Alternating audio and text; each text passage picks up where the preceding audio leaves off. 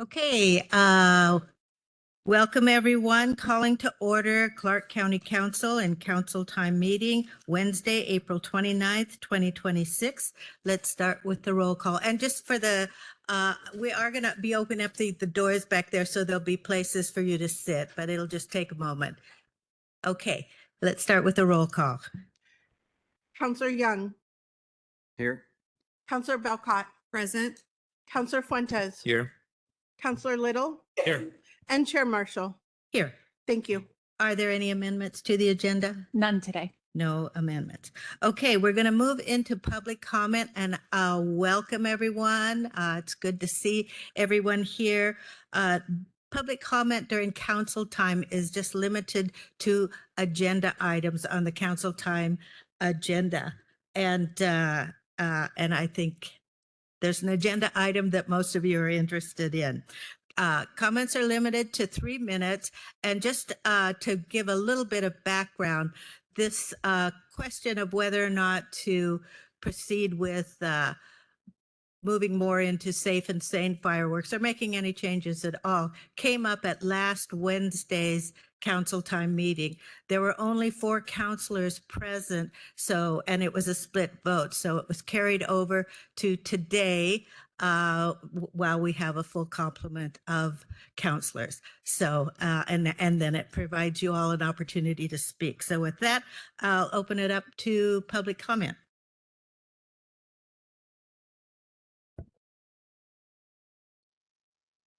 And when you come up for public comment, remember to just go ahead and state your name for the record, especially if I mispronounce your name. So I apologize in advance. Barbara Sizemore.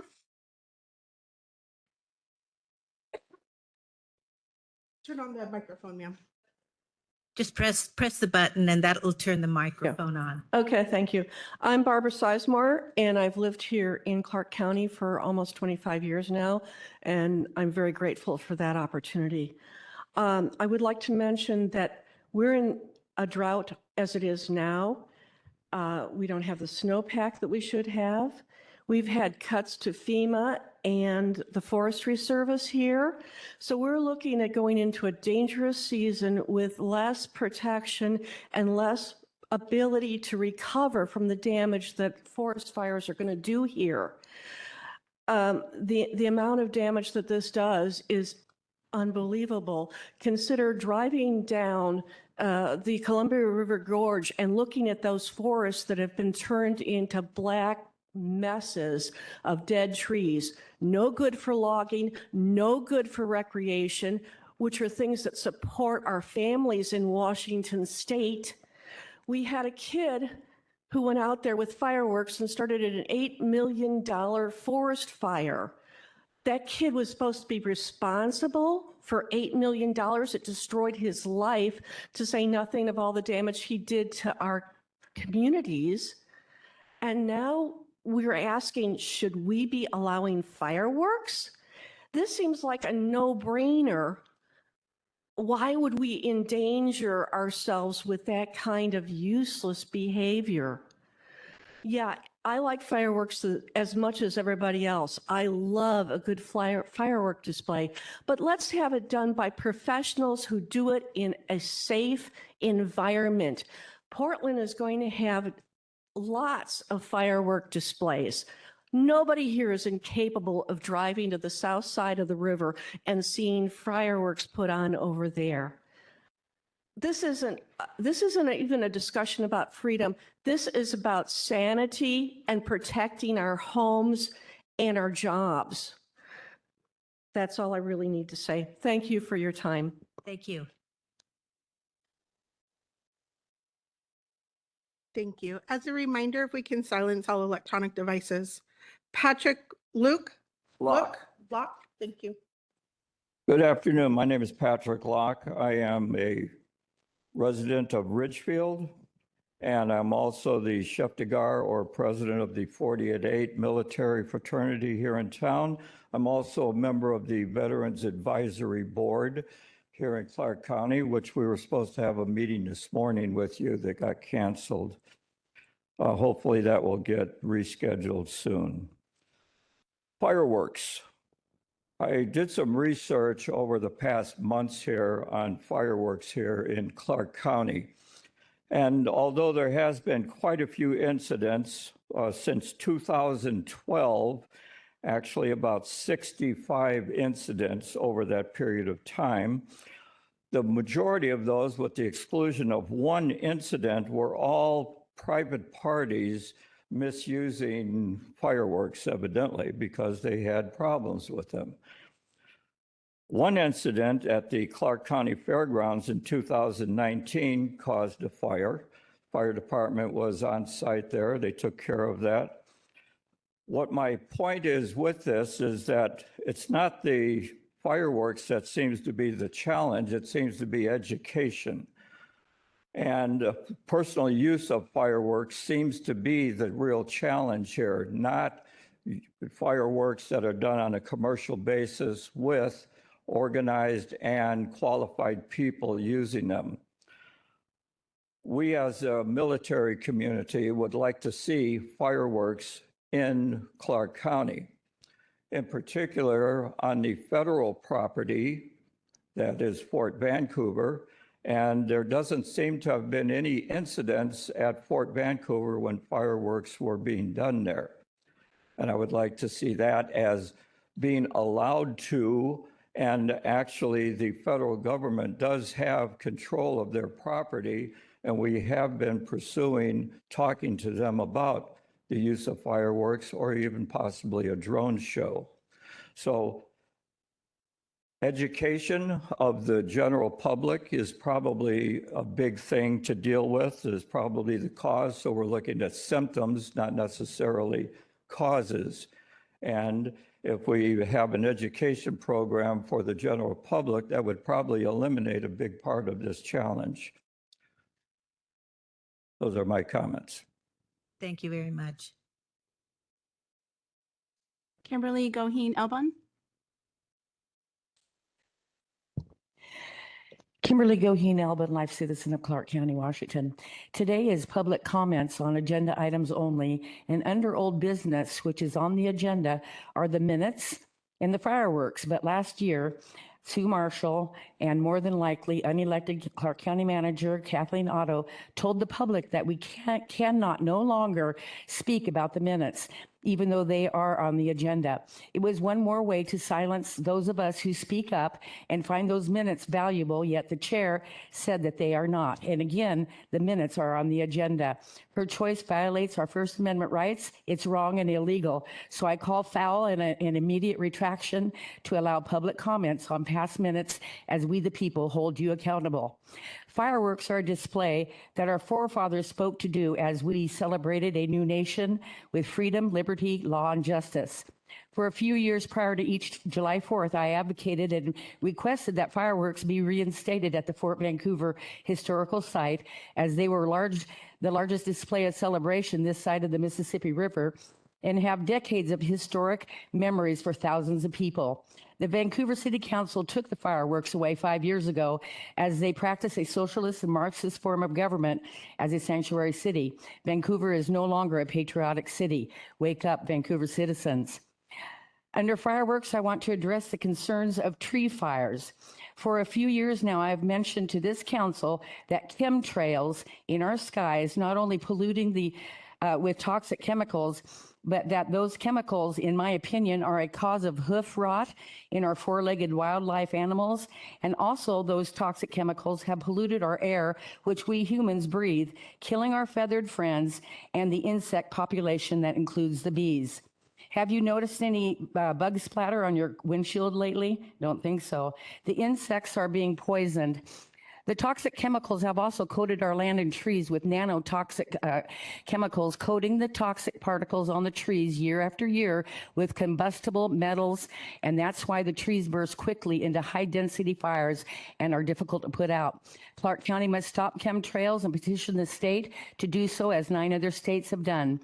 It would be wise to spray water on all the trees and shrubs in your neighborhoods to help prevent fires, as we the people celebrate America's 250th anniversary anniversary, once in a lifetime celebration of freedom, liberty, and for my own personal good fight for the for the reform of our local law and justice system here in Clark County.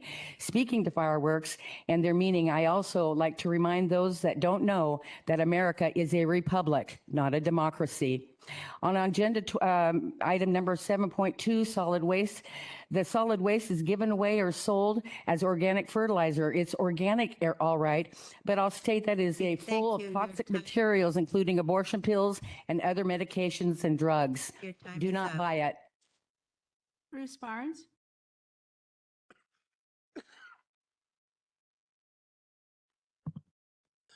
Good afternoon, Chair and Council. My name is Bruce Barnes for the record.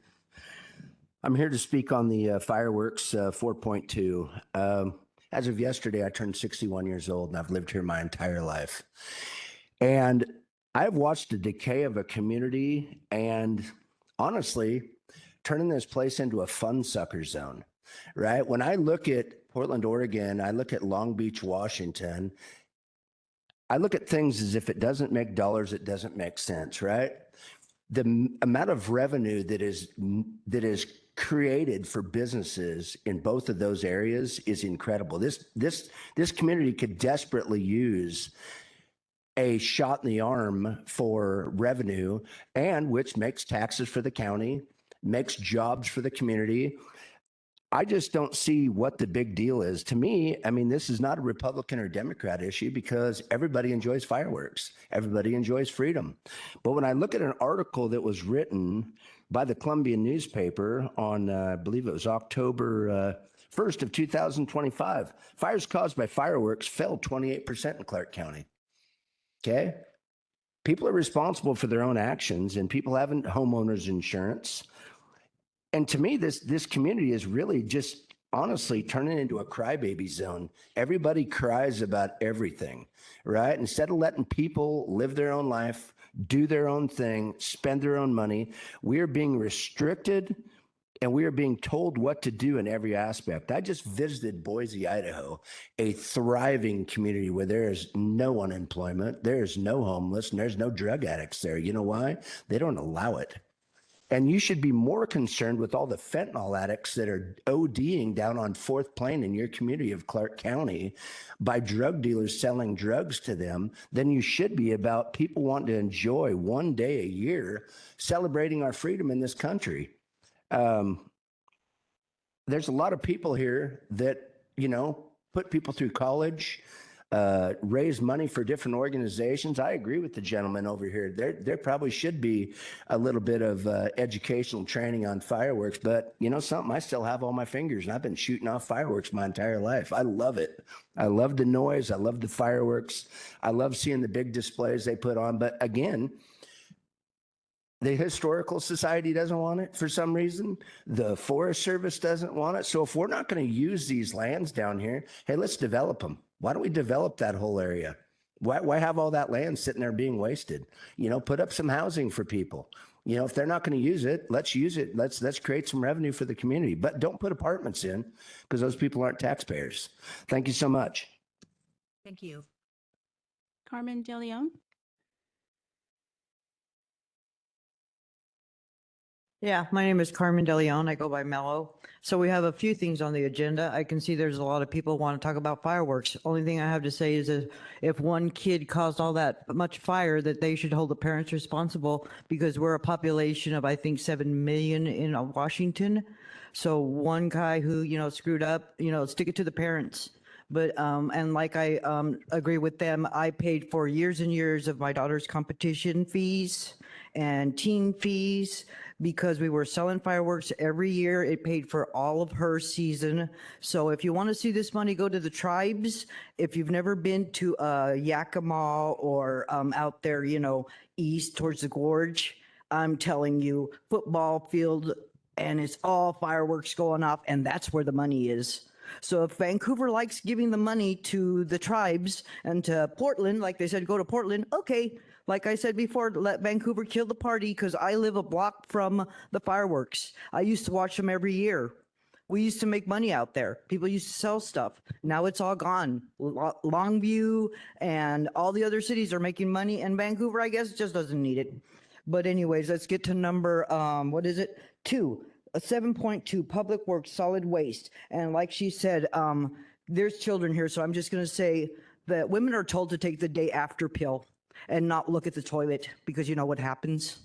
It gets flushed into our system and gets right back sent to us. So when we talk about solid waste and recycling, you are recycling each other's drugs and you are ingesting those things. And like she said, where does it say? Conservation activities. Yeah, our people, our humanity have killed 1 billion birds species in this country over the past 20 years, 1 billion birds that could have pollinated and helped us. If you don't think the birds are precious, then screw you, because I do like the birds and the bees, and we do need the pollinators, and we do need a cleaner environment. And polluting our waterways and having our recycling system, recycling drugs into our drinking water has to be looked at. So I see there's enough people here to talk about the fireworks, and it says here, boards and commissions. I went to your environmental board, and it was a joke. You have this room full of people talking about the environment, crap for 45 minutes, 2 hours, and you paid for their dinner. And I mean, the price of freedom is forever vigilance. So coming here today is great, but I'd like to see everybody here next week and the next week and the next week, because you're not working 8 hours for yourself. You're working 8 hours for you, 8 hours for the government to waste your money. My sister would make $1,500 on her paycheck. Oops. But the net amount was only like 900 because 600 went to the state. So yeah, you are their boss. So you tell them what to do, man. You're the boss. Come back next week. Thank you. Bruce Jolly.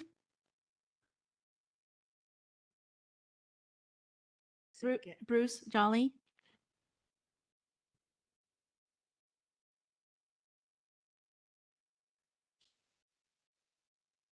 Good afternoon. I have a question for you. How many of you folks are native Clark County people? 1 out of 5, 1 out of 6. The rest of you have come from other areas. It is my opinion that you bring your opinions and your feelings from where you were when you transplanted to our county. I was born here in 1954. My great-grandfather was the first mayor of Washougal. My grandfather was a Clark County commissioner here in the 40s. I'm a former fireman and a law enforcement officer, serving both this county and Cowlitz County. I also happen to be the largest single permit holder in the county for fireworks. Over the years that I've had my fireworks permit, I have given away untold thousands and thousands of dollars to help people that this board or other boards or other state officials can't or won't help. This year alone, I've given over 500 DVDs and Blu-rays to the veterans community and also to a senior citizen center. I have another 600 to give away. I gave a young man a $1,000 saxophone with the caveat that he brings up his grades and he does well. And I had that conversation in front of his parents as well. Right now, I'm in the process of giving away a Lincoln Navigator to a woman who is homeless and has no transportation. I gave away a pickup truck to a business that was failing because their son bankrupted the company. I want to elaborate just a little bit on what some of these folks have said. Education is an important factor. Law enforcement or enforcement of the existing laws is a factor. Responsibility and alcohol are all factors in these negative things that you guys keep talking about and bringing before us, your bosses. And that's who we are. Anyone from Clark County, you represent us and you govern by what we want you to do, not what you might think is appropriate. Are there problems? Yes, they are.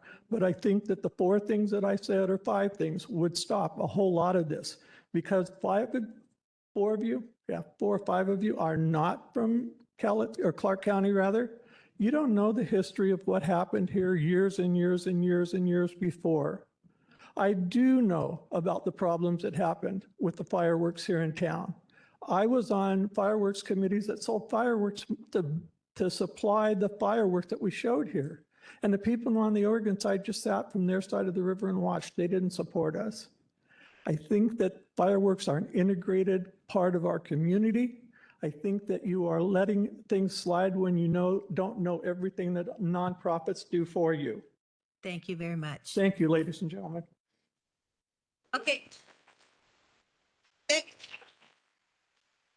Let me just advise you all, clapping is really disruptive. There are people who are on either side of this issue. It becomes intimidating if one side or the other is clapping. I just ask you to refrain from clapping. Everyone will get a chance to say what they want to say. Thank you. Debbie Peterson?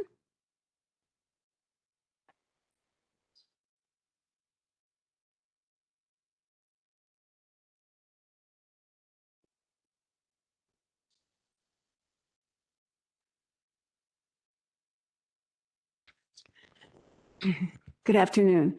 Of course, you want us to refrain from clapping. That is simply not an okay comment. Please don't do that again. Okay, Benjamin Franklin. Those who would give up essential liberty to purchase a little temporary safety deserve neither liberty nor safety. Founding Fathers. Fireworks remind leftists about the control they still, sorry? Project your voice. Okay, sorry. Fireworks remind leftists about the control they still lack. This is government overregulation, a solution seeking a problem. Comparison. Did you know alcohol drug impairment contributes to almost 50% of Washington traffic fatalities, and it increases 15% per year? Comparison. What do fireworks do? They scare animals, they irritate people, and sometimes they do cause fires and injury. Comparison. Look at the scale. Which is worse? Fatalities or irritation? Comparison. Fireworks last about 42 hours during the Independence Week. Alcohol drug destroys lives 8,760 hours yearly, yet no outrage from you. So let's be clear. This is about power control and destroying small businesses. It is a destruction of our culture, one bite at a time, and you are happy to do it. The question, how will our children celebrate our Independence Day 10 years from now? They won't, and you are the start of it, and you should be ashamed. Thank you. I am asking you again for decorum. This is the county business. If this continues, I can take a recess until order is restored. So please refrain from clapping. Thank you. Greg McKee?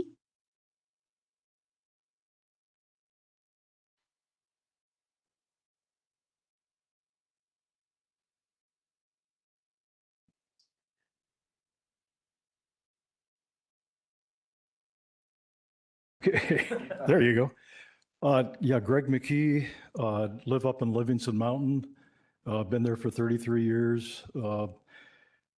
What I've seen for quite a few years now is people really doing a bad job with the fireworks as far as fire danger, shooting projectiles up into the trees. It's all over the place. You know, after the Nakia fire in 22 up there, you know, you'd think there'd be some changes, but there haven't been.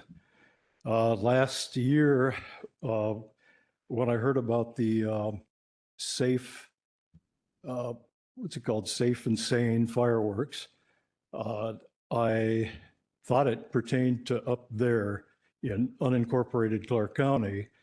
I wasn't sure. I went down to the fire department below us in Fern Prairie and talked to them, and they said, no, it's not. Things are as usual up on Livingston Mountain. And I was talking to about 4 firefighters up there or down there, and they said, yeah, real problem on Livingston Mountain. They were down at the fire station looking up at the mountain and seeing all the fireworks. And they said, it, you know, pretty incredible, bad thing. That's all I want to say. Thank you. Thank you. Is it Tammy McKee? Or Tommy McKee? Tammy or Tommy McKee? No, okay. Jordan Shaw?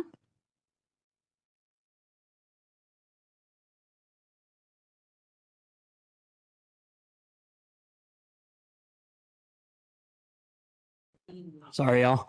Thanks for having me. Just want to say thank you for being here. Thanks for taking my voice. My name is Jordan Shaw.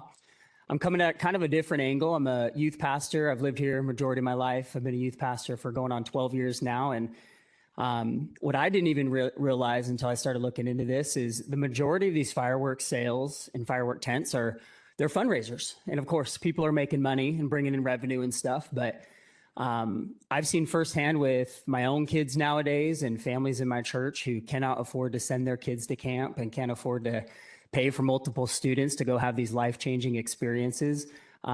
These have been a game changer and a major blessing in their lives. And so, of course, there's a mess with fireworks, like there's a mess with many other things. I think there's been some great points made about alcohol and some bigger issues going on. Will there be fires and injuries and so on and so forth? Of course. I think it's really silly to think that saying banning fireworks is going to solve the issues. I promise you will see more fireworks here than ever before when you ban them, or if you do. And I also think that it's a slippery slope to try to take away freedoms like blowing up fireworks to celebrate our great country. I think I agree with the gentleman. I feel like it's you can no longer have any fun and things are kind of a bummer. And we do need education. I think that's a very important piece of this. But overall, we got a great country that we live in. You're blessed to sit in those chairs. I'm blessed to stand up here, to have a voice. And America is totally worth celebrating. And so for one day out of the year to have a fun celebration where my kids can run around with sparklers in their hands and we practice safe fireworks like the majority of the entire country do, I think it's worth having. So thank you for the time. I appreciate it. Thank you. Melissa Gonzalez?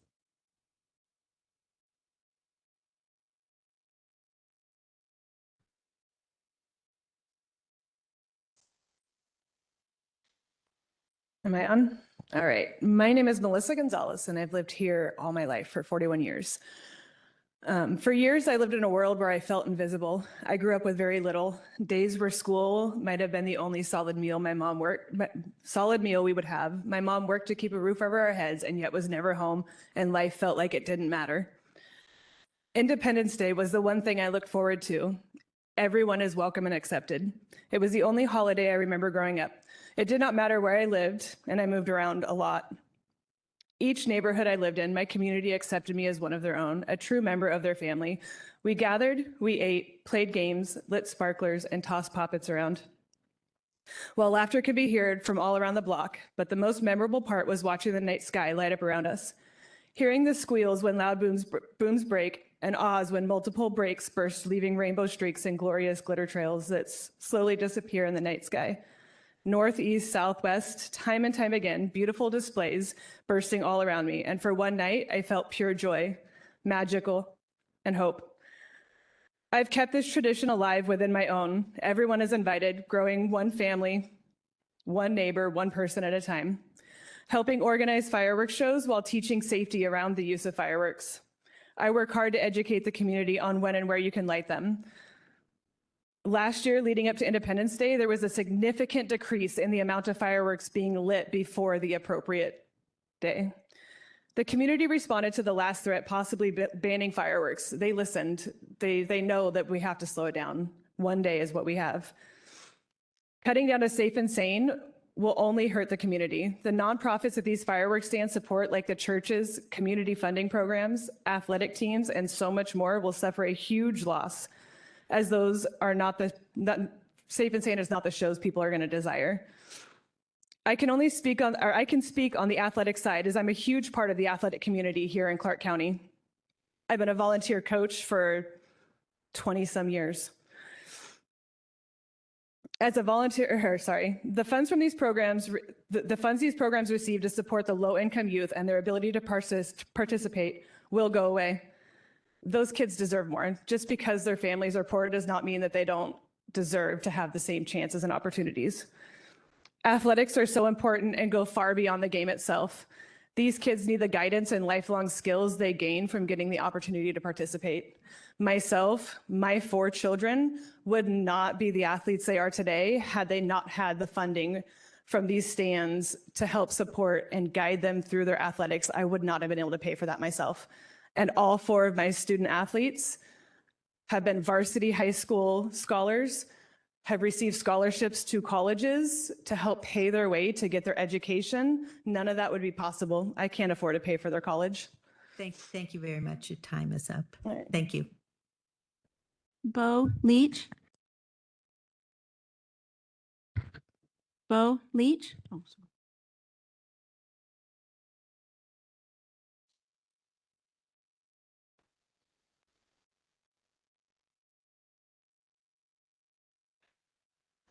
Good afternoon, and thank you very much. I do not envy you. I would not want your jobs, and I do not agree with 3 of you. That is okay.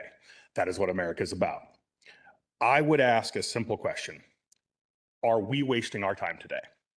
Have you already hardened your heart? Have you made your decision and you are not willing to be persuaded? If so, I would appreciate knowing ahead of time. If not, I just ask that you consider information and possible middle ground that you haven't yet considered. Excuse me. I'm going to come at this from a different perspective. You're going to hear patriotism, which I am 100% behind. You're going to hear family. You're going to hear fundraising. I'm completely behind that. But I'm also a numbers guy, and I think you guys have heard that 1,000 times, yet here we are again. I was on the front page of the Columbia 8 or 9 years ago, giving testimony to the crowd, to you. And here we are again.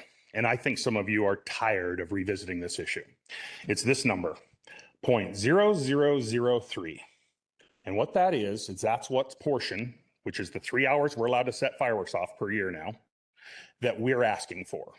And then that means that we actually endorse a ban on fireworks for 99.97% of the season. When we talk about finding middle ground, when we talk about reaching across the aisle, what more is there than giving up 99.97%? When we talk about injuries, when we talk about fires, let's talk about cooking fires. Number 1, according to your website, according to the federal FIRS websites, cooking fires, number 1, cigarettes, number 2. Fireworks are like number 7. Even if you prorate it by the day, they're not equal to fires. There are more barbecue fires last year on the 4th of July than there were fireworks fires. I happen to know that at least 1 or 2 of you were on a ride-along last year, and there were no incidents to witness on your ride-along. And it was like a 6-hour-long ride-along. What I'm asking is to consider that we want 0.0003 of a year. It takes 2.5 years to be able to uphold family traditions and celebrate the birth of our country. The rockets, red glare, bombs bursting in air. That wasn't a military terminology. That was a celebration terminology. That song wasn't brought into existence until 30 years after the Revolutionary War. This county is facing a $4 million deficit, and they currently have a general fund of $100 million in 7 years. Well, the sales tax portion alone for the county is almost $250,000 when you account direct sales tax for the sales and the tertiary spending that 65% of the customers that might buy product are not from Clark County. 2 out of every $3 that comes in gets used somewhere else. Thank you very much for your time. Thank you. Dom Gonzalez.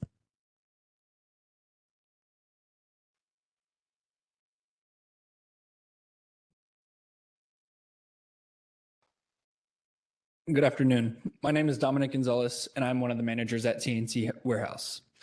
One of my earliest memories is standing in the parking lot with all of my fireworks family lighting off fireworks, looking up at the sky with lit colors and life. I remember that feeling, the excitement, the wonder, and the way those moments brought people together. I remember watching families create memories in real time, seeing the joy on the children's faces as they walked holding sparklers and poppets while their parents carried carts filled with possibilities. In those moments, fireworks weren't just entertainment. They were connection, celebration, and tradition. Independence Day would not feel the same without that shared experience, without the sky lighting up and communities coming together to celebrate something bigger than themselves. For me, fireworks represent more than a season. They represent hard work, growth, and a reward. After a long school year, this is what I look forward to, the opportunity to meet new people, to build relationships, and to create connections that last far beyond a single summer. Some of the people I've met through work are still part of my life today. But what makes more meaningful is the impact it has on others. For many, it isn't just a seasonal job, it's an opportunity. It's a source of income for students and for families, for individuals balancing responsibilities or facing challenges that make traditional work difficult. Fireworks season gives people a chance to contribute, to support themselves, and to be part of something meaningful. I've had the privilege of seeing every product we offer, and I can say with certainty, each firework is more than just what's inside the box. It represents a memory waiting to happen, a moment of joy, connection, and celebration. Personally, I've built my own shows around aerial fireworks, and that reflects how deeply this means to me and my family. This isn't just something I do, it's something I believe in. Because at the end of the day, fireworks aren't just what's in the sky, they're the people beside you when it happens. Thank you. Thank you. Julie Kep.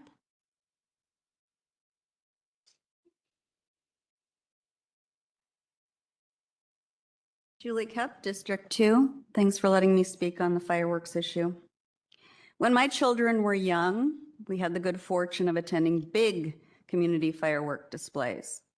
So it's a shame that there's no financial support for that kind of large community get-together anymore. Anyway, when my family moved to unincorporated Clark County, I gotta say, we were shocked by the World War III level of explosions and thick smoke happening in the streets of our neighborhood. But my family developed a coping strategy when it comes to the 4th of July. Hunker down, medicate the dogs, get the hoses prepped, and pop on headphones. We get through it. It's one day. Well, it's more like 3 days because people get going early, but nevertheless. I listened to the public comments during the council time meeting last May on the topic of fireworks. And I gotta say, I was really moved by the comments by community members who run nonprofit organizations that depend on the sales of fireworks to fund their good work. If I were king of Clark County or a billionaire, I would see to it that all kids' sports were funded, all music programs, all veterans programs, and so on. It's a shame that we can't, or we won't, as a community, fund these kinds of things adequately. But those are the choices we make. So given what I heard during public comments over the past year and learned from the work sessions, I admit that my mind was changed when it came to fireworks. I wanted a complete ban. This was last year.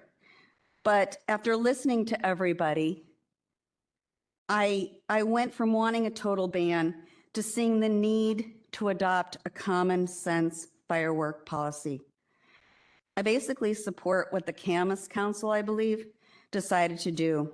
Remove the sale and use of mortars or aerial shells to help prevent injuries and fires.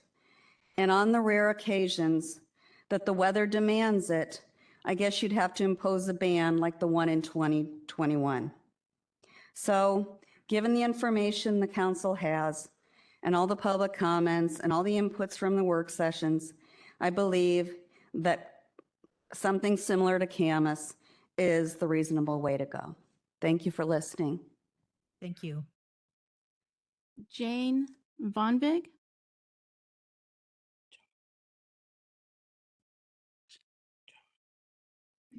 Jane Von Vig or Van Vig? Or John Van Vig? It might be us.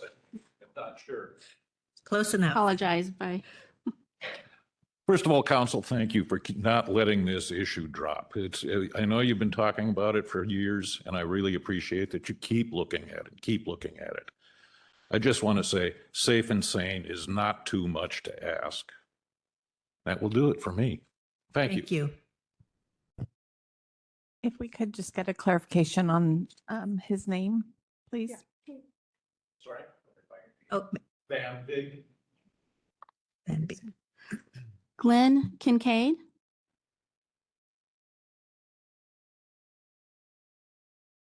Glenn? He's right. Oh, sorry. Good afternoon.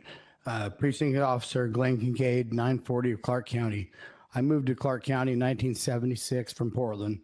I've been elected 6 times as the PCO here in Clark County to represent 1,500 of my neighbors from Bear Prairie to Livingston Mountain. We used to travel to Vancouver for our fireworks. Then that ended. The fireworks distributors are willing to educate and make investments in our county, maybe even pay a special tax. You already have the authority to shut down fireworks in extreme weather conditions. Not a single incident last year. I'm against this 100%. Thank you. Thank you. Chris King.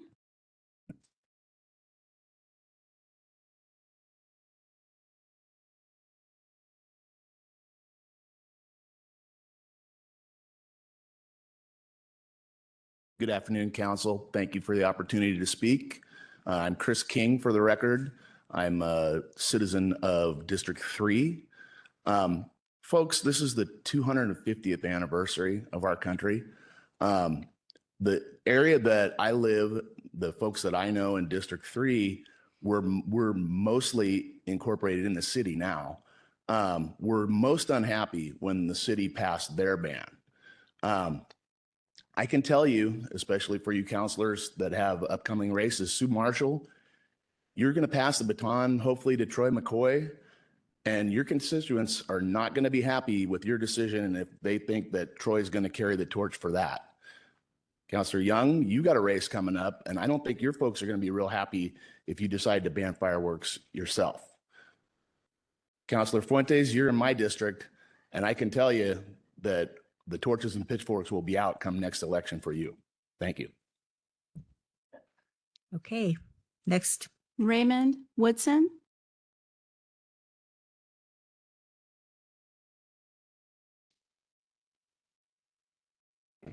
Only one page, I promise. Raymond Woodson. I am a county resident since December 26th of 1982. So I've been here 43 years. I'm the pastor of the Vancouver United Pentecostal Church for 43 years. And we're approaching our 38th year in fireworks sales in Clark County. I want to mention, this is going to be somewhat redundant from other comments, but the truth of the matter is, this is the fundraiser for us. When we started out pastoring, fireworks weren't available to our church at that time, so we sold peanut brittle. Not a good thing. And so when fireworks became available to us, we were very excited. And since then, we've actually grown to the largest nonprofit tent, I believe, west of the Mississippi. And that's just, we call it the blessing of God. One of the things that we really think is vital in this scenario is the education process. And we do our best to educate folks when they come in and purchase from us. We talk to them and make sure that they are very aware of the necessity of safety. We tell them, make sure you load the mortars correctly. We did have one person a number of years ago who claimed they did, but with the damage on the mortar tube, I would have to say they put it upside down. And that was their fault. They didn't read the directions. But bottom line is that's the only incident in 43 years or 38 years of sales that I can remember. And all of this was during the era that we have, including the 1 year in the 90s when we sold firecrackers. And even then we had no bad situations. As far as fires go, how do you stop it? There's fires from a variety of reasons. And I do appreciate the mathematics presented by Bo of 0.003 times out of the year that this affects, fireworks could affect this. So I highly encourage us to stay the course. I think it's a mistake for us to go to safe and sane. It's going to definitely hurt our profits so that we can use them, and we do use them for both community and nationally, for youth and ministry opportunities and meeting a variety of needs. And as I mentioned before, the good old peanut brittle just doesn't do the job. So I appeal to you that you would think this through and stay the course. We promise you that we will do our part to do a safe approach to this. Thank you. Thank you. Julie Olson?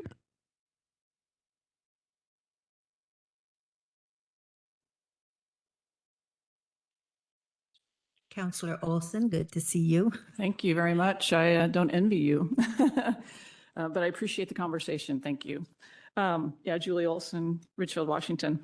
So I brought with me a copy of the newspaper story of July 5th, 2017, when my house was damaged via fire due to fireworks. These were not my fireworks. I've been personally engaged in fireworks in over 20 years. They were my neighbor's fireworks. There was no excessive drinking.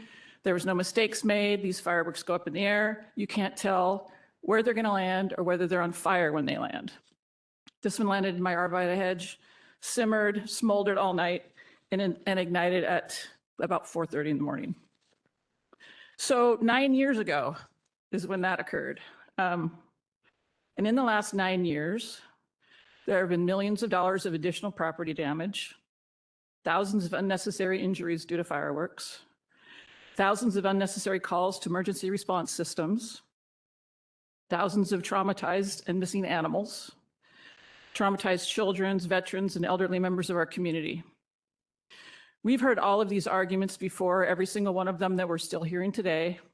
They're not any different than they were 5 years ago, 10 years ago. It's not only one night, it's multiple nights, we know that. I understand the fundraising question and issues that these folks have, but we know there are other ways to fundraise. Our neighbors to the south do it in Oregon. They don't have these mortars and aerial fireworks. The Indian Reservation will not sell them here in Clark County. We know that. I appreciate the fireworks folks that say they're going to help educate, but it doesn't matter if the fireworks behave the way they behave. We can educate all we want if we don't know where they're going to land or whether they're on fire when they land. I hope not everything we do in life is about money, but it sounds like that's a lot of discussion we're having today. The framework and language of a safe and sane ordinance has already been done.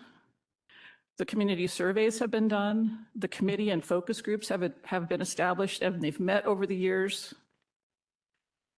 We've negotiated with the amphitheater to have the 4th of July open for potential community events.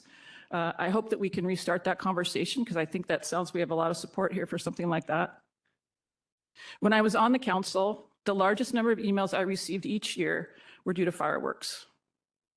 I know we have a lot of folks here on one side of the issue, but remember, there are hundreds of thousands of other folks who you represent that are not here today.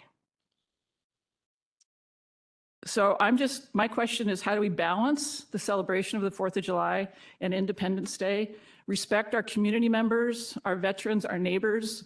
Do I have to pick up the remnants of fireworks when I don't use them and they're in my yard and on my roof and in my gutters? So I'd like to see a balance between how we respect the holiday and each other. Thank you very much. Mike Kersey?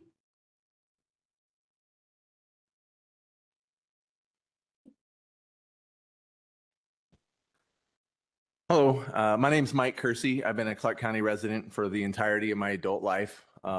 Professionally, I'm a safety manager. I've got a degree in safety, and I'm also a certified safety professional, certified by the Board of Certified Safety Professionals. So I know a thing or two about safety, as I'm sure many of the people here do as well. I didn't come here just to talk about fireworks, though, but also about something larger: freedom, responsibility, and the role of government in our lives. Fireworks are a long-standing American tradition. Every summer, they represent celebration, independence, and community. For many families in Clark County, they are part of how we honor our nation and come together with our neighbors. Banning them does not strengthen our community, it restricts it. I understand there are legitimate concerns about safety and misuse, but the answer to misuse is not to take away the rights of responsible citizens. It's to enforce the laws that are already in place and hold individuals accountable for their actions. Responsible citizens should not lose their freedoms because of the actions of the irresponsible few. Over the past decade, many in this community feel that their freedoms have been gradually eroded. Whether or not you agree with that sentiment, it is a real sentiment held by people in our community. And decisions like this will reinforce those decisions, those feelings. Your role is not to limit the responsible behavior of our people, but to protect the rights of the people you serve. I urge you, choose balance over prohibition, choose freedom over restriction, and choose to preserve a tradition that reflects both our independence and our trust in one another. Thank you. Thank you. Again, let me just warn you, because this is the third warning about clapping. We don't want to intimidate anyone who may hold a different view than you do. And if I have to say something again, I would call for a recess, and we may do the rest of the meeting remotely. So please be respectful of everyone in the room. Thank you. John Lawrence.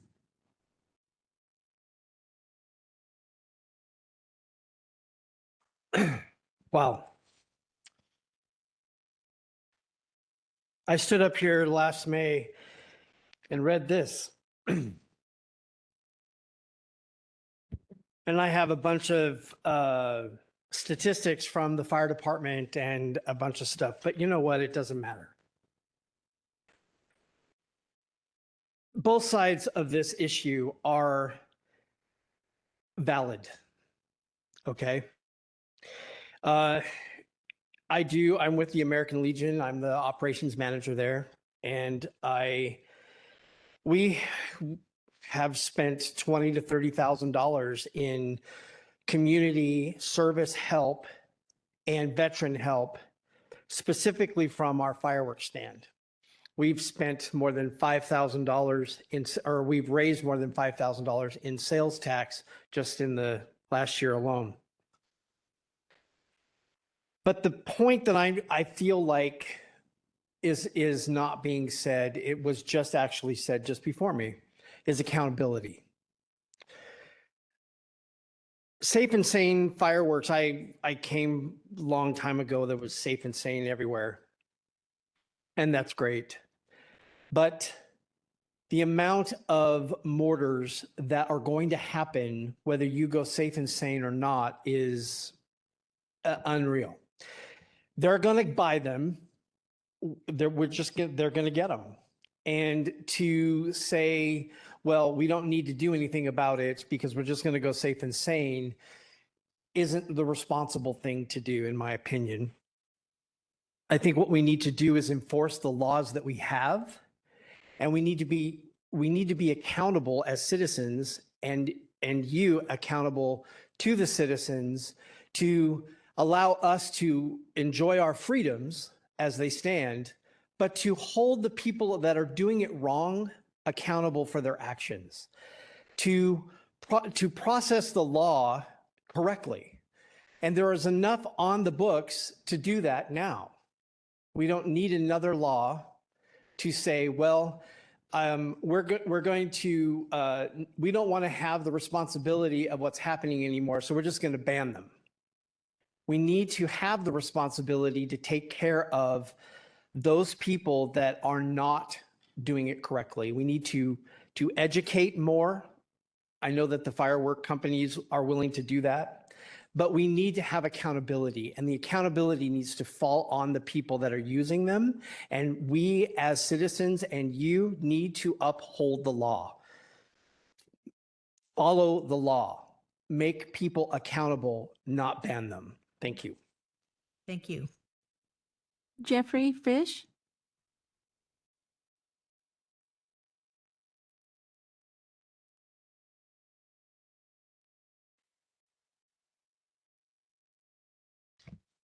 Good afternoon. My name is Jeff Fish. I'm a member of the Hazelden Lions Club. I'm also fireworks chairman, and I'm also the chairman of the Lions Site Foundation of Clark County, which I'll get to later.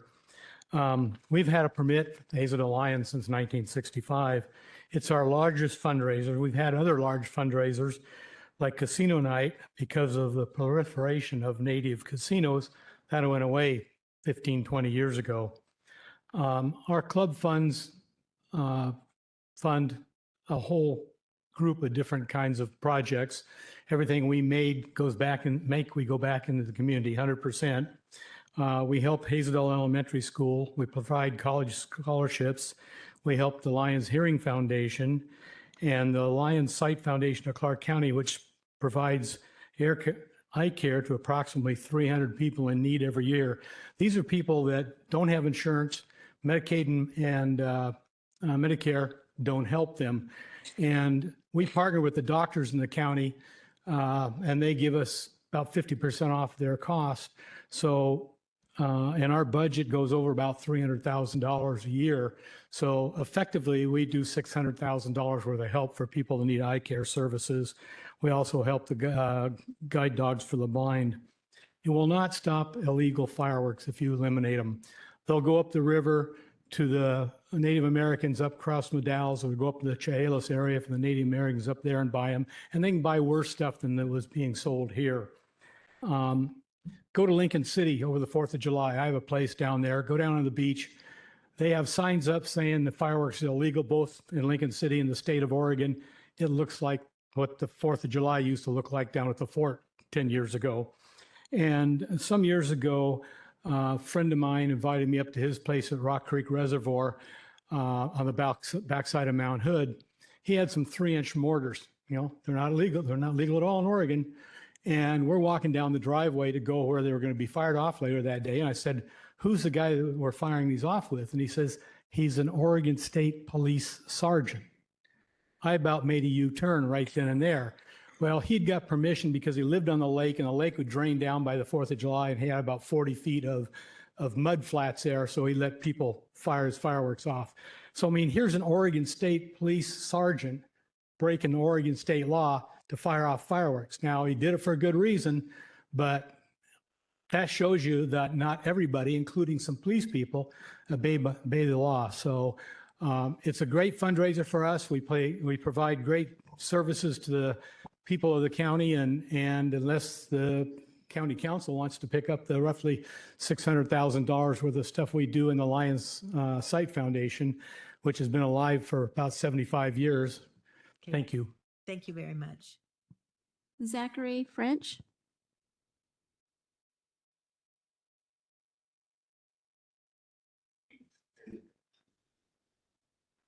Hi, my name is Zachary French. I'm a resident of the city of Battleground. Here we are yet again facing another attempt to get rid of the spark of freedom we have with the firework ban. First, let's talk about community. A lot of local nonprofits depend on fireworks sales to fund some vital programs that could range from youth sports, like we have Battleground Softball, who has a tent up there, and it could also go to churches. Or also a tent that I bought from last year for New Year's was funding Young Life. A ban isn't just about fireworks, it's about cutting off a major funding solution for these organizations, hurting the very people that they support.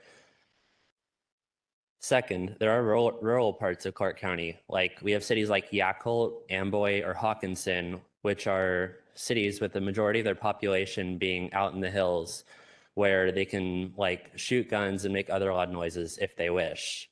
And so I know that was like a major concern, but why would we worry about what they do there?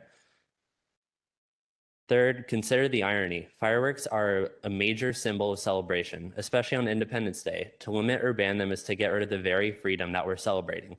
It's a control hiding as a concern, a slippery slope towards government overreach. Next, a firework ban will not work. Even if they were to get banned, people would still sneak them in from other places and set them off anyways. And by the time that any kind of law enforcement would get to the place that they were heard, if they got reported, they would most likely be gone or unable to locate the source of the fireworks, because you can't find anything if it's just empty mortars. Next, relating to firework incidents, if you have a pencil, you could stab somebody with it, or you can draw them a pretty picture. It's all about accountability and responsibility. I was always taught to take responsibility for my actions. And so I don't see how everybody else should be punished for how a few select people don't use fireworks wisely. And I got curious and I went back and looked at the history of firework bans and saw that it was talked about last May in 2025. When will you guys take no for an answer?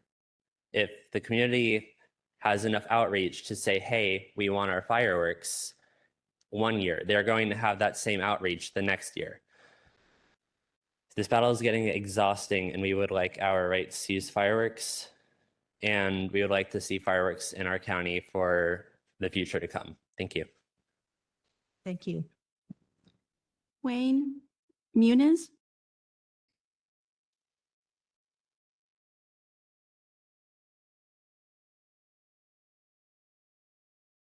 Afternoon. How y'all doing? Sorry. I come here just to say as an enthusiast, I mean, I've been probably doing fireworks for about 35 years. I do it for our church. We have a big barbecue and so that's where I'm coming from. I just like it. And just to know that you ban them, we're just going to go to the Indian reservations and get them.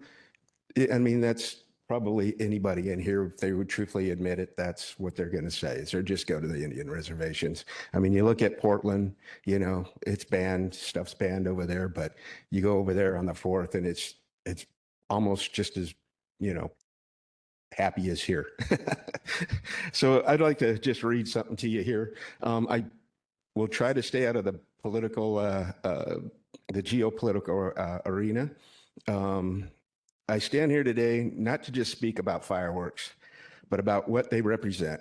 This country was born out of a desire for freedom. Our freedom stood against oppression and declared that we are endowed by our Creator with the right to life, liberty, and the pursuit of happiness.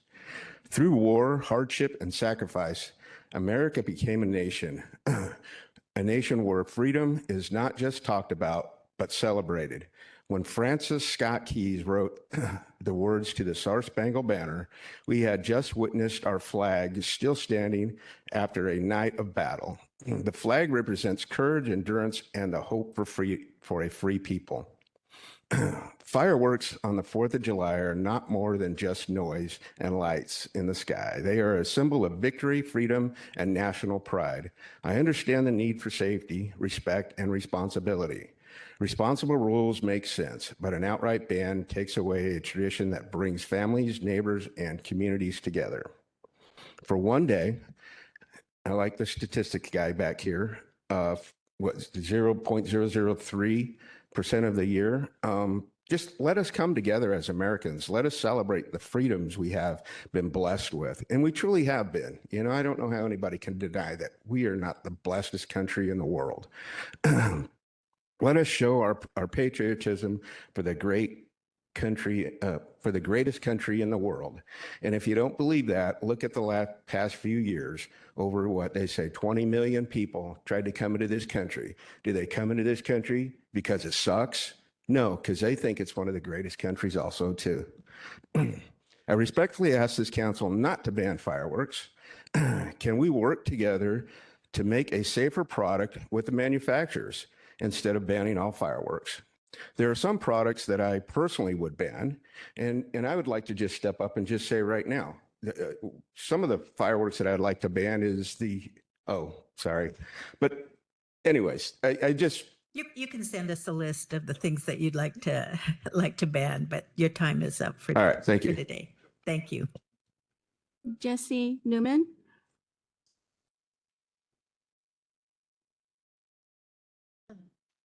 That timing was perfect.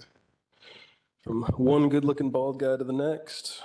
Sorry, I had to say something to loosen myself up.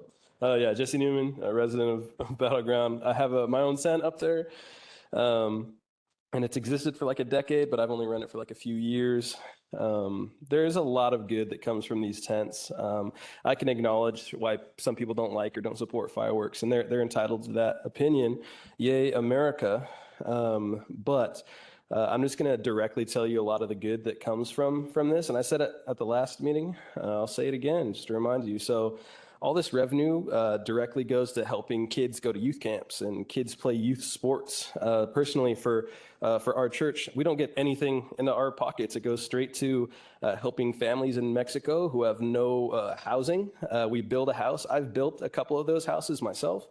We support a village in Guatemala with education and water and resources to actually give them a life. There's also this place called Camp Hope over in Battleground that with this tent, it helps kids be outside and grow together.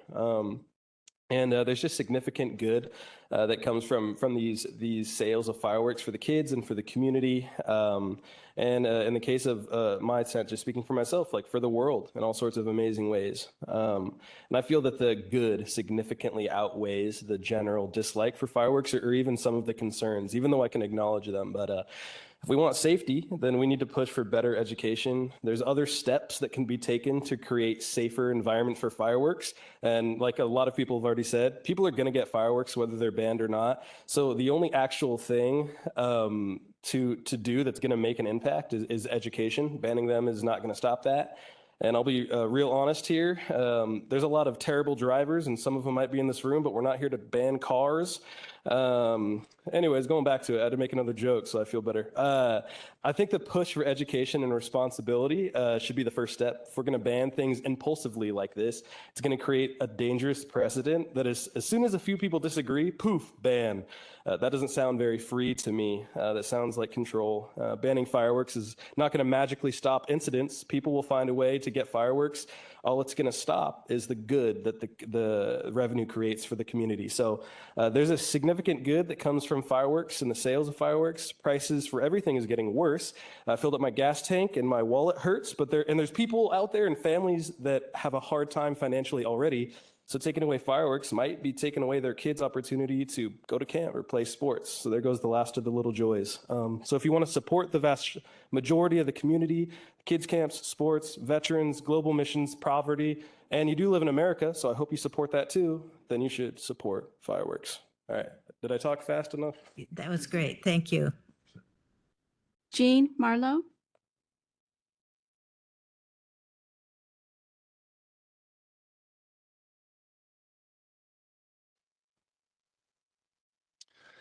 Hello, Council.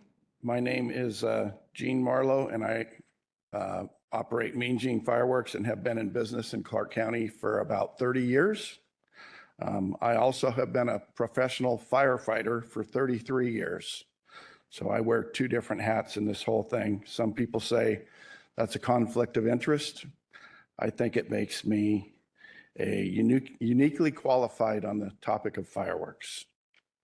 We have worked together with past councils and fire marshals to land under our current rules of use. None of this was by accident, but instead by many years of thoughtful dialogue. We continue to educate the public on times of use and safety. We have a proven track record as we worked with past Fire Marshal John Dunaway, and he stated that our efforts were effective and complaints were down significantly. We proactively met with Fire Marshal Donna Goddard last year and implemented what's called the Bucket Brigade, where we retailers gave out over 10,000 5-gallon buckets for free to customers. Our county is growing, complaints are trending downward. Please allow our groups to earn the much needed funds during these challenging times, as you've heard from so many. And task us with a continued, more ambitious campaign to educate our citizens on use and safety through public service announcements, etc. Prevention is often difficult to measure. However, our efforts seem to be having a positive impact. Independence Day is a very important holiday to many, as you have heard, and they will support a candidate on this issue alone. Please consider working with us and task us with the responsibility of building on the positive momentum we have achieved. All of you are tasked with so many important decisions affecting our county, and we know it's impossible to be an expert on everything. On this issue, we are confident we can be of great value and look forward to working with you. Does anybody have any questions? Thank you very much. Go. Yeah. I wanted to thank you for your comments. You bet. Thank you very much. Megan, is it Tornby? Yeah. They come up with me. Is that okay? Yes, they can. Hi, my name is Megan Tornaby. I was not planning on speaking today.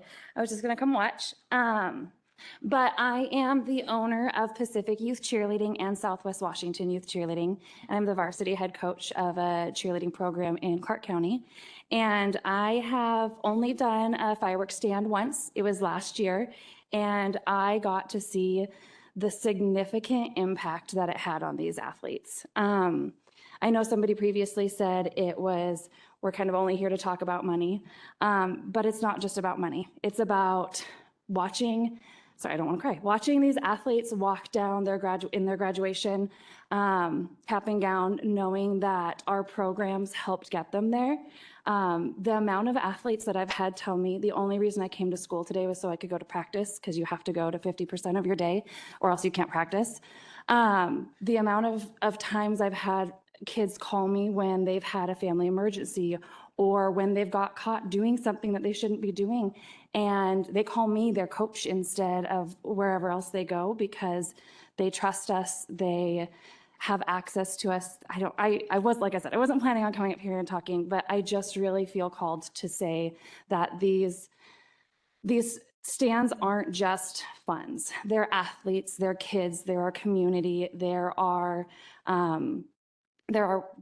what we want to see, the positivity in our community. Sorry, I'm going to go back to my notes now because I was kind of making them as other people were talking. Pacific Youth Cheerleading is one of the companies that I recently started 2 years ago, and we serve over 400 athletes. With the fireworks stand, with the revenue from the fireworks stand last year, we were able to open up our own gym in a warehouse area where we were able to get a full floor of mats and a tumble track, and we are able to provide athletes with the opportunity to cheer at a monthly tuition that is significantly lower than everything else in our community, and it's largely due to the fireworks stand fundraiser. I know that it was said that we can do other fundraisers, and yes, that's true, but any other fundraiser I've done, and I've done this since 2015, any other one that I've done has generated at least 50% less than what this fireworks stand did. It significantly helps us, and going to Safe and Sane would drastically reduce what I can bring in for my athletes and the opportunities that I can give to Clark County youth, and I just want to keep that going. So I would like to see that the Safe and Sane does not go through. Thank you so much. Thank you. Naomi Salcedo?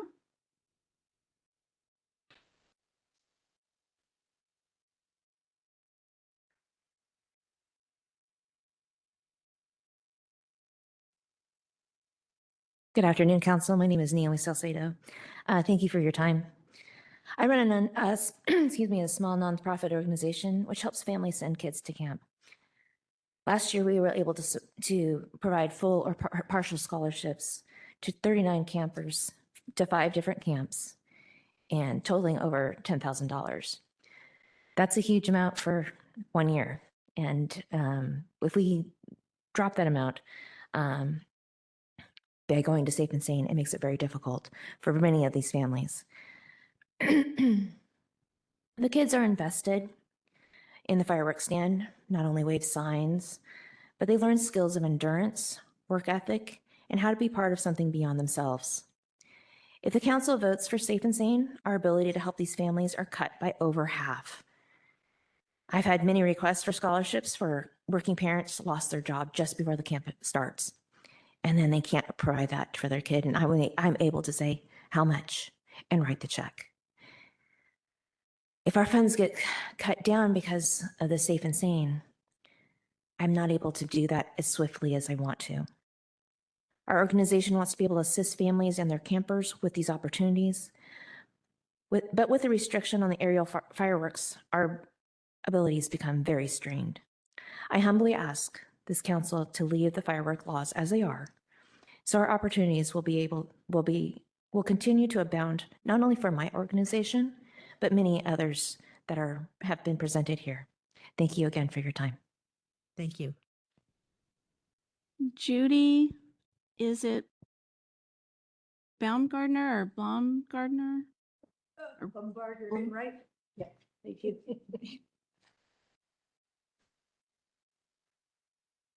Thank you. I'm Judy Baumgartner Enright. I live in the Orchards area I am opposed to fireworks in the neighborhoods. The policy that we have now continues to lead to divisiveness and lawlessness in our cul-de-sac and the surrounding area. And the experience I'm going to tell you about that we've had for the past 10 years or so, it's in communities all around us in that area. The cul-de-sac we live on is a small with 6 homes surrounding it. This places the homes close together. But we have 2 neighbors, one on each side of this. They light off fireworks from the middle of the cul-de-sac. They each invite a bunch of friends. They start firing off about 7 o'clock, and they continue without stopping, taking turns going back and forth into the cul-de-sac. So for 4 hours, it's a constant barrage of loud explosions.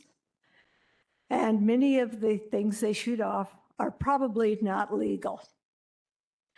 Here's what happens. My husband and I get headaches. Our skylight gets hit with particles about the size of marbles. That would be these. They seem to have some sort of cement or something in them, I'm not sure. But they ping off our windows. We have 10 solar panels on our roof, and we're concerned that they eventually could be damaged. But before the fireworks start in the early afternoon, the cul-de-sac becomes an anything goes circus. The 2 neighbors on each side of us get out their mini motorcycles, drive in circles in the cul-de-sac and up and down the street. They allow their minor children, and we're talking about small children, maybe as young as 8 or 9 years old, that ride in the cycles, some with helmets, some without. They set up chairs in the sidewalk in front of our homes and shoot Roman candles into the cul-de-sac, besides their constant barrage of loud explosions. Basically, they take over our cul-de-sac. Needless to say, this has poisoned relations with both families.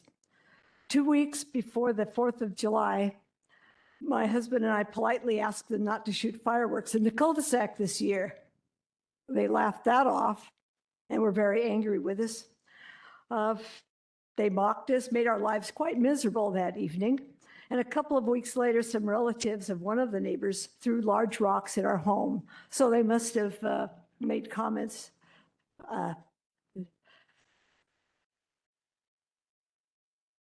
Thank you. Your time is up. Daniel Madela.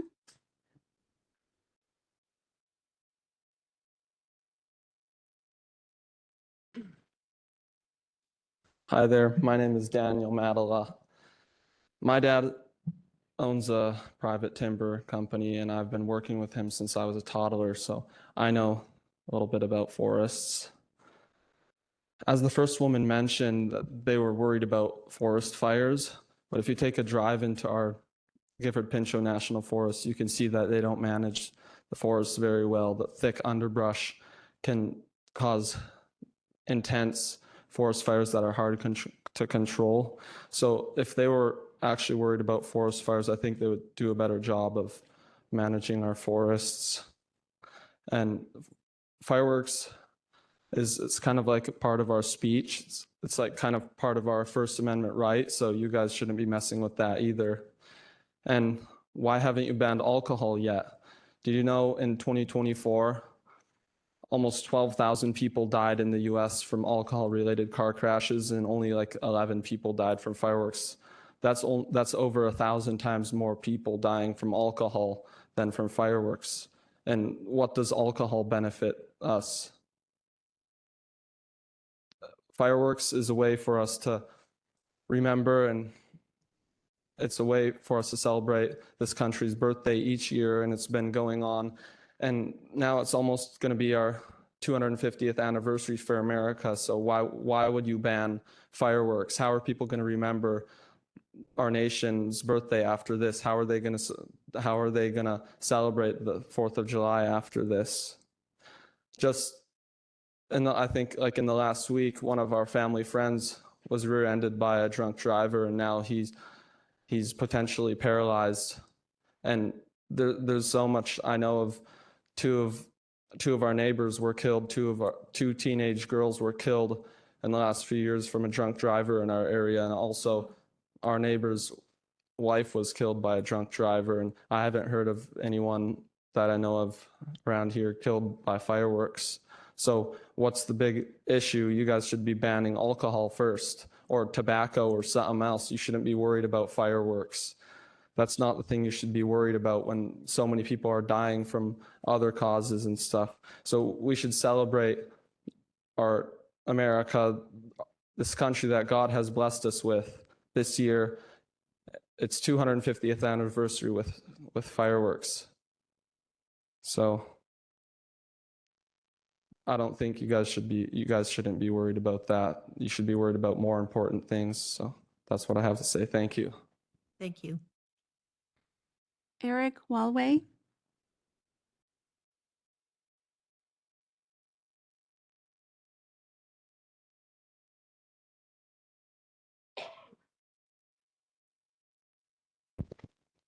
I think it's on. Thank you guys for letting us all talk today. You've heard a lot of the same stuff today. A lot of the same stuff most of you heard last year. Some for, some against. Both sides have their right to their opinions, as do you. I was one of the first people here today, but I wanted to talk towards the end so I could get a list going of comments that people before me have brought up, issues like the misuse of fireworks. Yes, it's an issue, right? How do we fix that? You know what? I don't know. Let us educate them, right? We do our best. Everything's labeled. Even the pros, as we've seen by the Ridgefield show, the pros have issues, okay? Nothing we can do to stop that. The noise, guess what? I hate the noise too. Airplanes make a lot of noise. Cars make a lot of noise. Lawnmowers make a lot of noise. Are you going to ban that? There's nothing we can do about it, right? It's a mess, right? Fireworks, as we know, we're not going to deny it. It makes a mess. Guess what? My kids, after we lit fireworks last year, we went through the neighborhood and cleaned it up. Were they all ours? No. But that's just responsibility that as parents, that's our responsibility to teach our kids, right? Pollution, right? The chemtrails, we know. Animals, okay? My dog goes crazy every time a car drives by, okay? He is just hyper strung. Like, what do we do about it? We give him, what he needs to calm him down. There's really nothing we can do about the animals. Like, we do our part, we give them what we can. We've talked about the drought. Yes, guess what? We're in a drought. Happens every year. As we know from 2021, the weather got bad, and every person that ran a fireworks stand was in favor and obeyed shutting us down. That was the right move to do. We can do that every year. You've heard about the goods and the bads, right? All the nonprofit. My kids, I've got 2 kids that are in college on scholarship. That wouldn't be possible without fundraising through these fireworks stands. Let's just talk about real quick. 80% of our Olympic athletes that represent the United States are poverty stricken. They report less than $15,000 of income every year. That's the people that are representing us in an athletic fashion. And they have to fundraise to be there, to represent the United States. So if the best of the best have to do it, why would we limit every other poverty-stricken person in our county? That's not right. If you're going to regulate it, guess what? We need to regulate it, not ban it. Thank you. It's going to happen whether we ban it or not. Thank you. David Martin?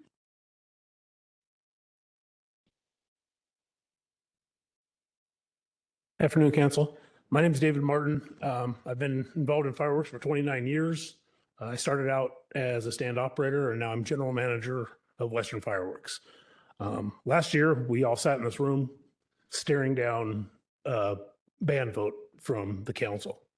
We invited all our people to come speak to you folks about why not to ban the fireworks, and you folks listened, and you tabled the idea of banning. Now, a year later, we're back in here again doing the exact same thing we did last year. So my question to you folks is, what has changed from last year to this year? Why all of a sudden are you bringing it back to us to go after fireworks again? If you want me to answer, annually we get a briefing from the fire marshal related to fireworks. That will continue. We'll have an annual briefing. Last May was the annual briefing. There was not a consideration of banning at that time. It was, let's see how it goes this year, and we're not considering banning it now.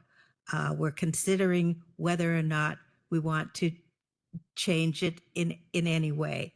So there's not a final vote today. The vote will be to whether we bring it forward in some kind of resolution or not. Yeah, I understand that it's, you're looking at going to safe and sane versus a ban, full out ban.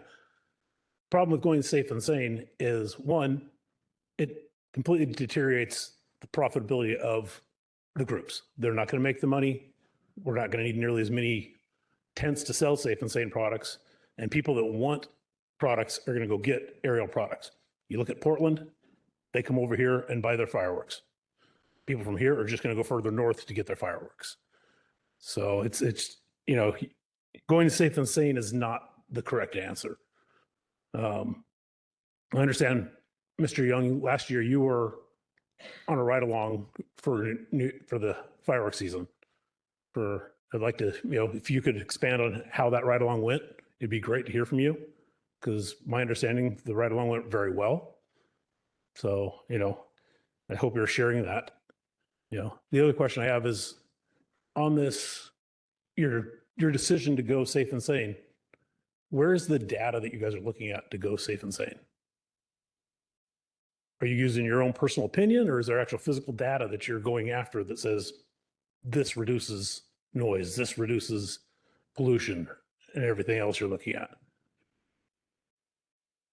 That would be a question for you guys. Last thing I'd like to say is, as suppliers and operators, if we didn't have the demand for fireworks, we wouldn't be in business.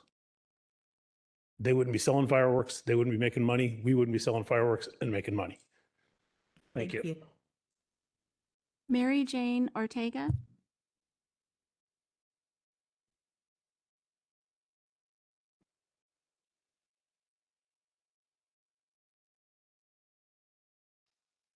Hello. Oh, geez.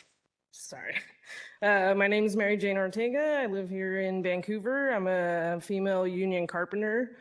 Well, I was supposed to write a speech, but I didn't. As long as you don't tell my boss, I won't be in trouble. So I'm gonna kind of talk more along the lines of, just kind of being a union carpenter and kind of being out of work for long periods of time. Fireworks has come to me this would have been my third year, will be my third year, excuse me. Basically, fireworks has been there for me when the union couldn't be. It has provided work for me and has provided income and stability for my family and my household.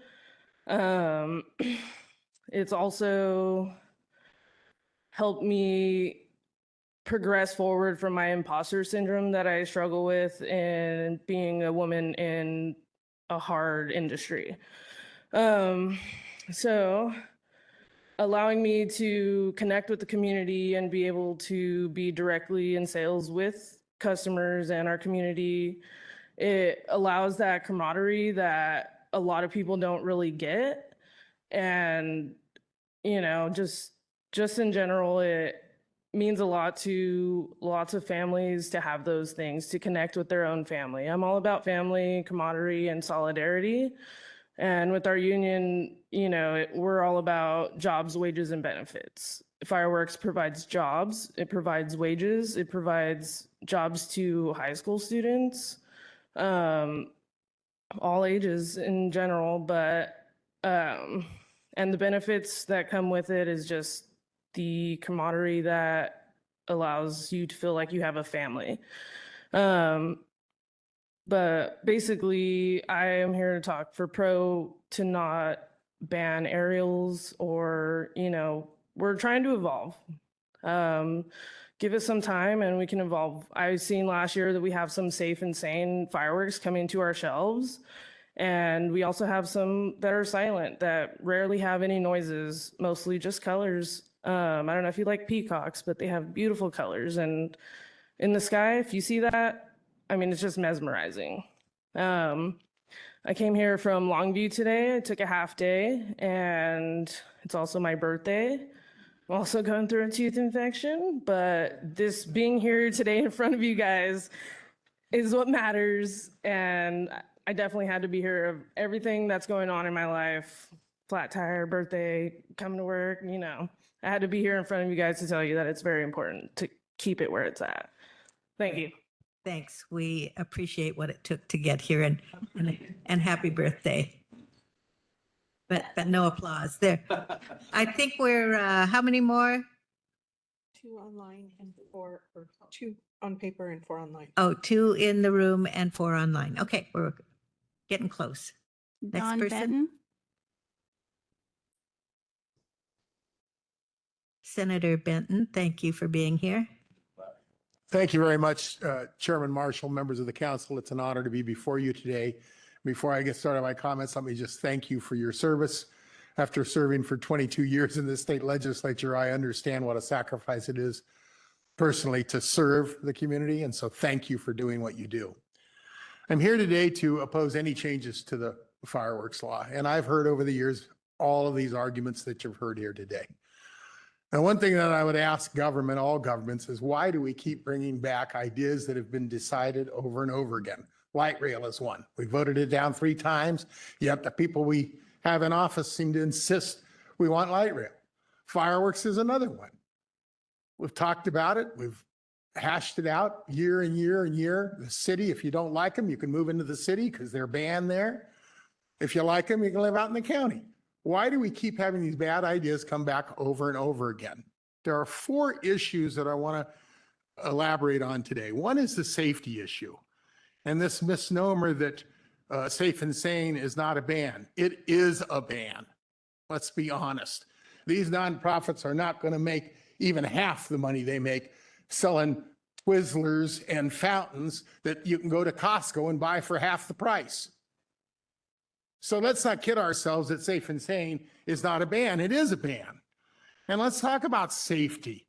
We had several people today talk about barbecue fires, cigarettes, chainsaws, motorcycles without spark arresters. Hell, the Union Pacific Railroad once a year cleans their tracks, and they cause 3 or 4 fires every year when they do it from the sparks that come off the tracks.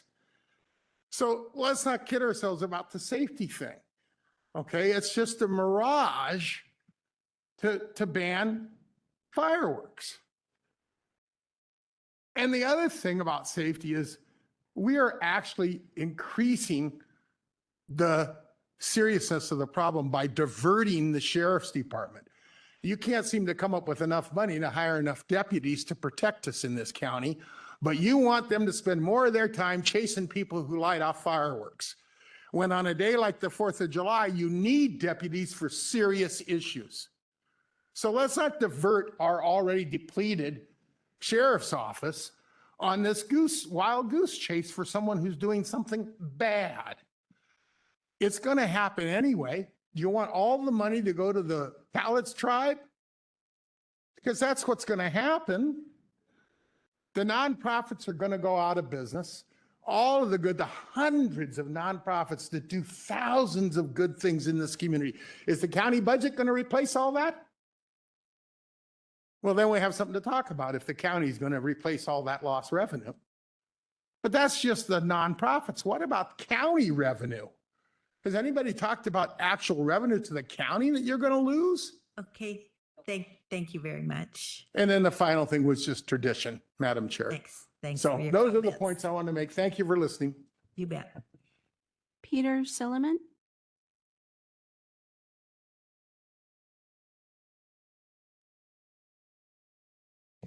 Thank you for having me, councilors. Peter Silliman. I live outside of La Center, Washington, in the unincorporated part of the county. I can't help but comment about the 4th of July without quoting one of our founding fathers, John Adams. He said, "Independence Day will be the most memorable epoch in the history of America. I am apt to believe that it will be celebrated by succeeding generations as the greatest anniversary festival.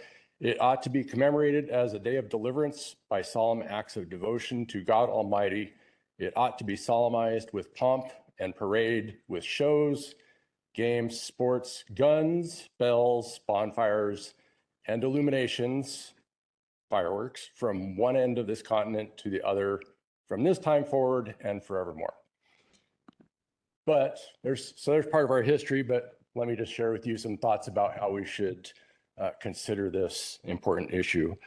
One is this whole landscape's changed over the last 10, 15 years. We've seen the county cut down the hours that fireworks are allowed, and we've seen most of the cities ban them, going the route of safe and sane, which means nothing that flies in the air or is truly entertaining. Those people have already decided in the cities what they want to do. They've gone very restrictive. I would plead to you that those people have made their decision. Please do not let the people in the cities make the decision for the people that live out in the unincorporated areas. So please consider that. 2, please consider that it's not the job of government to protect citizens from themselves. We've talked about some safety issues.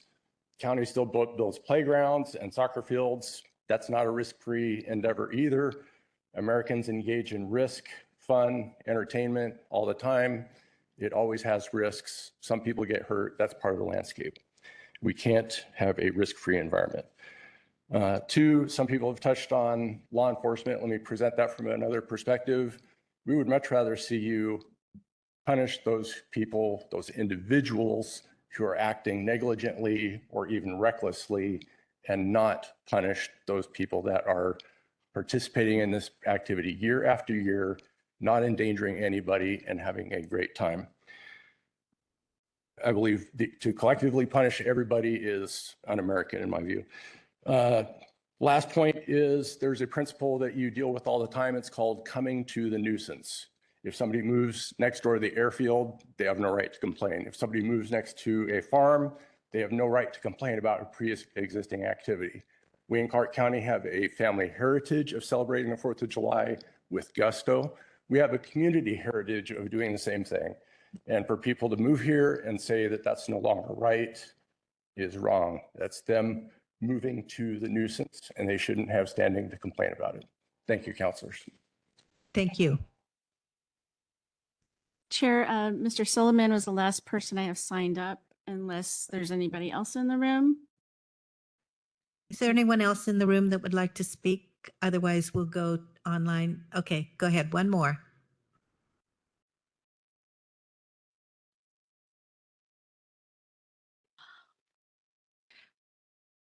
Oh, could you please state your name for the record? And it needs to be a green light when it's on. Okay. Perfect. Good afternoon. My name is Christine Marlowe. Please excuse the redundancy. I would like to respectfully speak to the why of your determination to change the fireworks law. I have heard that noise is one of the concerns. Another is the possibility of damaging fires. In the spirit of time, I will try to keep this short.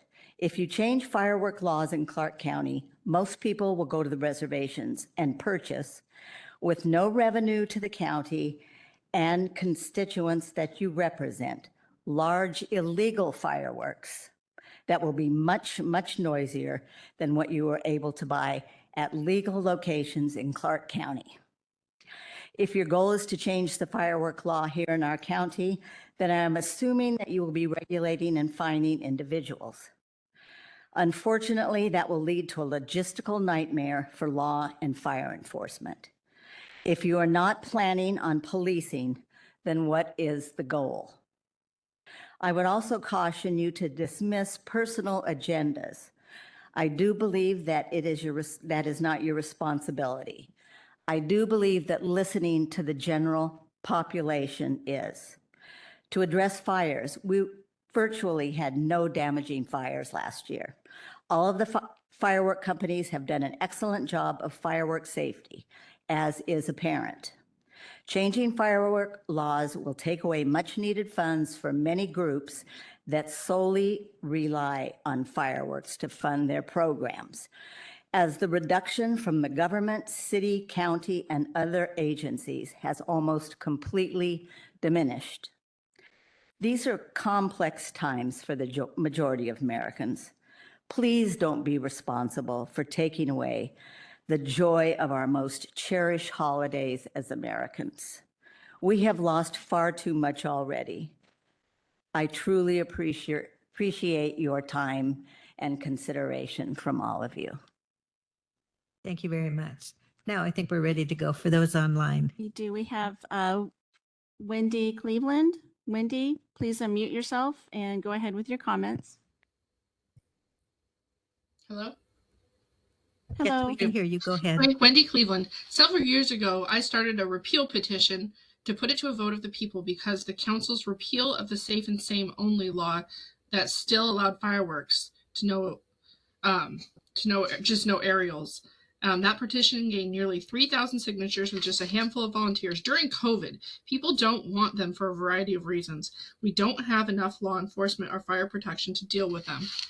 I want to thank Kimberly for her comment about chemtrails, making trees more flammable. I hadn't even considered that, but that would definitely make using fireworks more risky. If you think that we lack affordable housing now, how about when we don't have the resources and we burn them down?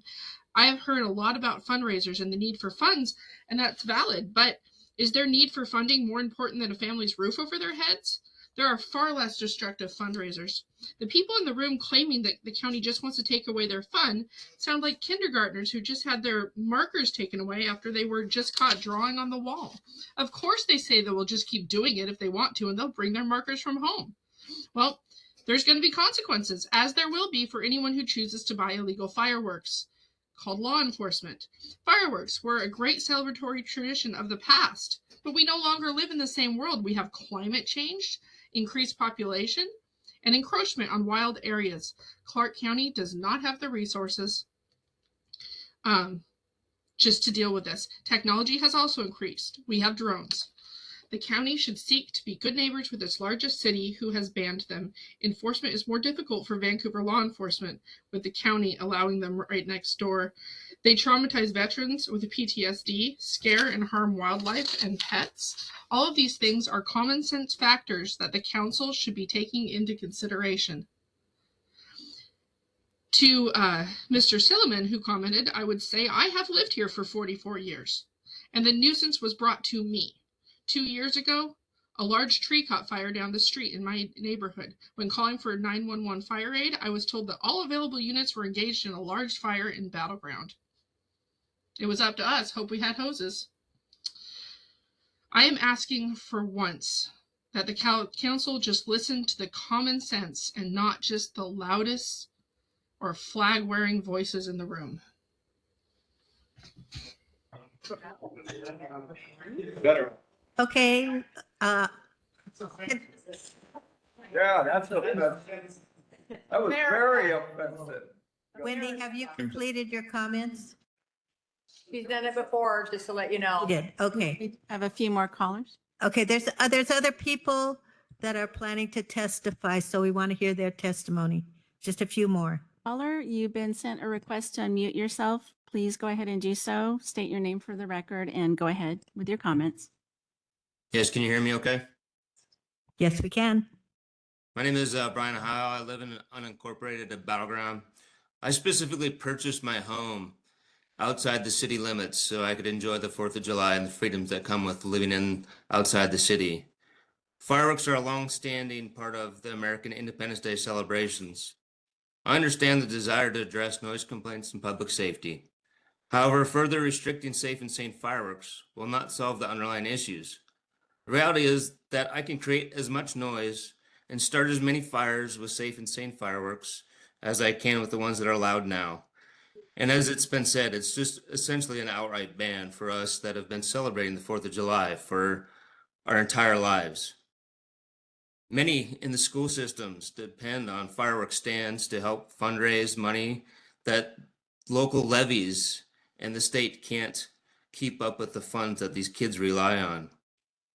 Cars cause $20 to $40 billion in Washington state damage every year. Are we considering banning them? Each new restriction feels like another small piece of our personal freedom being taken away, which is ironic being this is the day we were supposed to be celebrating our freedom, not restricting it. If fireworks bother people so much, let them put it on a ballot. Let them get the votes. Let them go out and have the people decide, not just you few who get to decide how I lose my freedoms. I respectfully urge you to reject any additional fireworks restrictions, and I appreciate your consideration. Thank you. Thank you. We have a couple of more callers. Caller, you've been sent a request to unmute yourself. Please do so. State your name for the record and go ahead with your comments. Hello, this is Mark Lead, and I live in Council District Number 1. I would ideally support a ban. I personally don't like fireworks due to both the noise and the effect on safety and public health. A couple of issues I haven't heard mentioned. I missed part of the meeting, so they may have been mentioned. One thing I'm concerned about is the effect they have on veterans with PTSD. Also, the fact that some fireworks have been proven to disrupt pollinators. Since a ban is not being considered, I think a safe and sane fireworks policy, similar to what exists in the city of Camas and the city of Washougal, would be a reasonable compromise. Thank you. Thank you. Okay, we have another caller.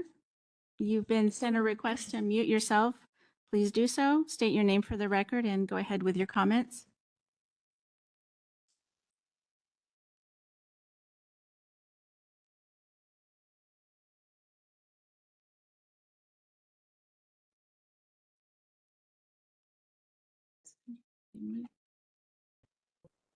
Looks like the caller dropped off, so. Okay, maybe one more. That concludes it. Here he is again. Okay.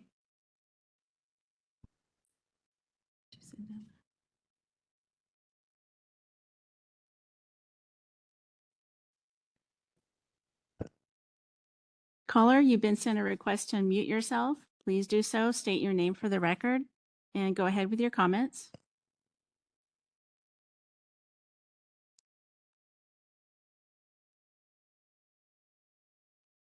He's having, oh. He's unmuted. Caller, you hear you're me? we Oh, can. Yes, we can. Please go ahead. Very good. This is Rob Anderson. Sorry I couldn't be there in person. I had a doctor's appointment with my surgeon today, so that was kind of important, but so is this issue. And I just want to say thank you to everyone who came out in to kind of educate and talk about fireworks and to be in support of keeping the laws the same, the ordinance the same. I just do want to point out, and I was a little disappointed to hear from the chair marshal, who kind of threatened, I think, after 3 times to go remote. And I just recall that when she was chairing her anti-ICE resolution, that group that was for the resolution got out of hand over a half a dozen times and never threatened to shut down into remote. So I'm glad that we've made it through this, and I appreciate all the comments. I'm not going to belabor the point, but I do think that banning, which this would be a ban when you effectively shut down 95% of the fireworks, that is a ban, but it's just kind of a crafty scheme that sounds nice, safe and sane, but it's really effectively a ban that would have devastating impact. And it would go way far reaching into nonprofits and to the people. And you've heard all the testimonies that I won't continue on with, but I think it would be very important that if there was a significant change, that you would look at something that would be far more accommodating to all sides rather than this safe and sane, which is just a ban. Thank you so much. Thank you. So that concludes public comment. So thank you everyone for your comments. We will, the council will have our discussion as part of old business. It's coming up right after we approve the minutes. So if you wanted to stick around and listen to that, you're welcome to do so. Again, appreciate everyone's comments. This is a polarized issue, and we'll have our briefings annually after every 4th of July. So it'll be an issue that isn't going to go away, but your input will help guide us. So thank you again. Okay, with that, let's go on to old business. 4.1 minutes of the April 22nd, 2026 meeting. Are there any corrections? No corrections. Seeing none, I'll entertain a motion to approve. I so move. Okay, thank you. Moved and seconded. All in favor say aye. Aye. Aye. Motion carries. 4.2, firework discussion. And as I mentioned, this is carried over from last week when we didn't have a full attendance on the council. So, and this is just to decide whether or not we want to bring anything forward to develop further. I will open it up for discussion. Chair, I have some comments. Yes, please go ahead. Thank you to everyone who came out today to support fireworks. I appreciate that. I just want to say a couple of things on some of the comments that people made. Per our RCWs, CCSO, which is Clark County Sheriff's Office, they can't enforce anything with fireworks unless they actually see that person discharging the actual fireworks. So most of the time, if there's a call, they come, there's nothing that they can do because those people have already come and gone. So enforcement is it's near impossible in some cases. Unfortunately, Fort Vancouver fireworks display, which was the best display west of the Mississippi. I'm the only Clark County councilor who grew up and is from Clark County. I remember it very well. Unfortunately, that has driven the sales of fireworks up, which is great for the nonprofits. And I know many families who have benefited for their kids to go to camps, the church that have had construction projects that have improved different things related to the church. So, I mean, there are so many positive things that fireworks do. And so I appreciate that. I also wanted to say there were a few people who made some comments about PTSD and veterans. I'm a Armed Force veteran, served 25 years in the military. My husband served 29, and it is offensive to me because PTSD is not all equal. It's not all combat associated. It varies from time to time. And I will say there are many fireworks stands in this area that even give veterans discounts. And I appreciate that. And so do my veterans friends. And there were several of you that actually raise money for veterans causes, which I very much appreciate as a veteran myself, and that some of my friends and veterans friends have benefited. So thank you very, very much. I appreciate all that you've done. I think there's a way to enjoy fireworks in a safe way. I know TNT has a big safety program, the brigade. Yeah, the Bucket Brigade, which my kids have participated in and love it. And they think it's so cool to have the fire, all the water going all over the place and having multiple hoses going on at the same time, which it can be messy, but it's safe. There is a safe way to shoot off fireworks where people can enjoy themselves. So thank you again to everyone who came out. I appreciate you. Thank you. Okay, thank you. Okay. And thank you, Councillor Belcott, for bringing up the enforcement. It's really difficult to enforce, and it'd be worth taking a look at what we can do to correct that. Go ahead, Councillor Little. Yeah, thank you. I'll just continue with some of those comments. I really appreciate everyone coming out. I love hearing the voices from all sides on this. They're all legitimate concerns. I think Safe and Sane is an insane marketing ploy. It basically implies that everything explodes or that goes in the air or that is fun and wonderfully patriotic is insane and unsafe, which is not true, as many here have described. So I want to talk a little bit about responsibility. I lived in unincorporated Clark County in Fern Prairie, where I had 5 acres, lots of space, orchard, garden, lots of vegetation, a creek. And there's a couple things that the county trusts our residents to do that are pretty serious activities. One is that we trust our residents to be able to throw fuel on a huge brush pile and clear out your brush in one big boom and be safe about it. I used the Bucket Brigade with my kids to make sure that we had water sources when we were burning our brush piles. That is a significant responsibility that we allow our residents to do in Clark County in the unincorporated areas. The other that I also participate in is that we allow different types of firearms to be discharged on our property, including a muzzle loader, which I use. It's a black powder rifle. You load it from the barrel, and I've used it to kill the blacktail that I killed last year and the previous years to provide food for my family. That is a huge responsibility that we allow our residents to do. Now, if we were going to limit the right to, if we're going to allow that, why would we limit shooting off a bottle rocket or something like that, that we don't trust our residents to be able to do that safely in the unincorporated areas? So anyway, I'm here for 3 more years. If I have your trust, I hopefully will be here longer, but there will not be a ban on my watch if I can.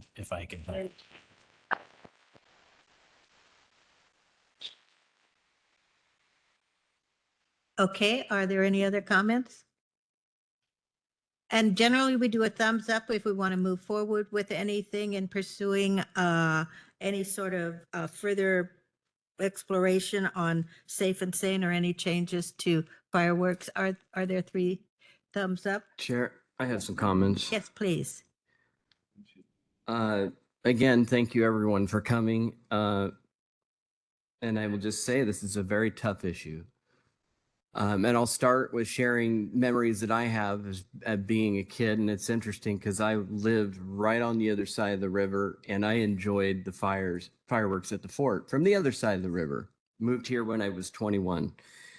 But I will say that the reason this issue is so tough is because a couple of you out there hit it just perfectly. And that was that everybody's right on this issue. They really are.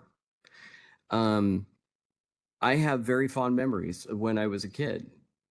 And it's funny because in my life, I've experienced many of the things that I've seen in some of the emails and heard from the comments from you folks here. And my stepdad used to actually drive into Washington and purchase fireworks from the tribe. It's a very real thing.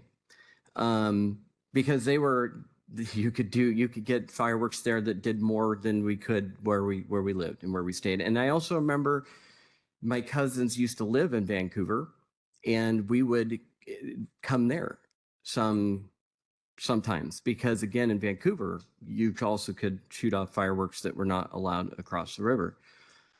I enjoyed those times.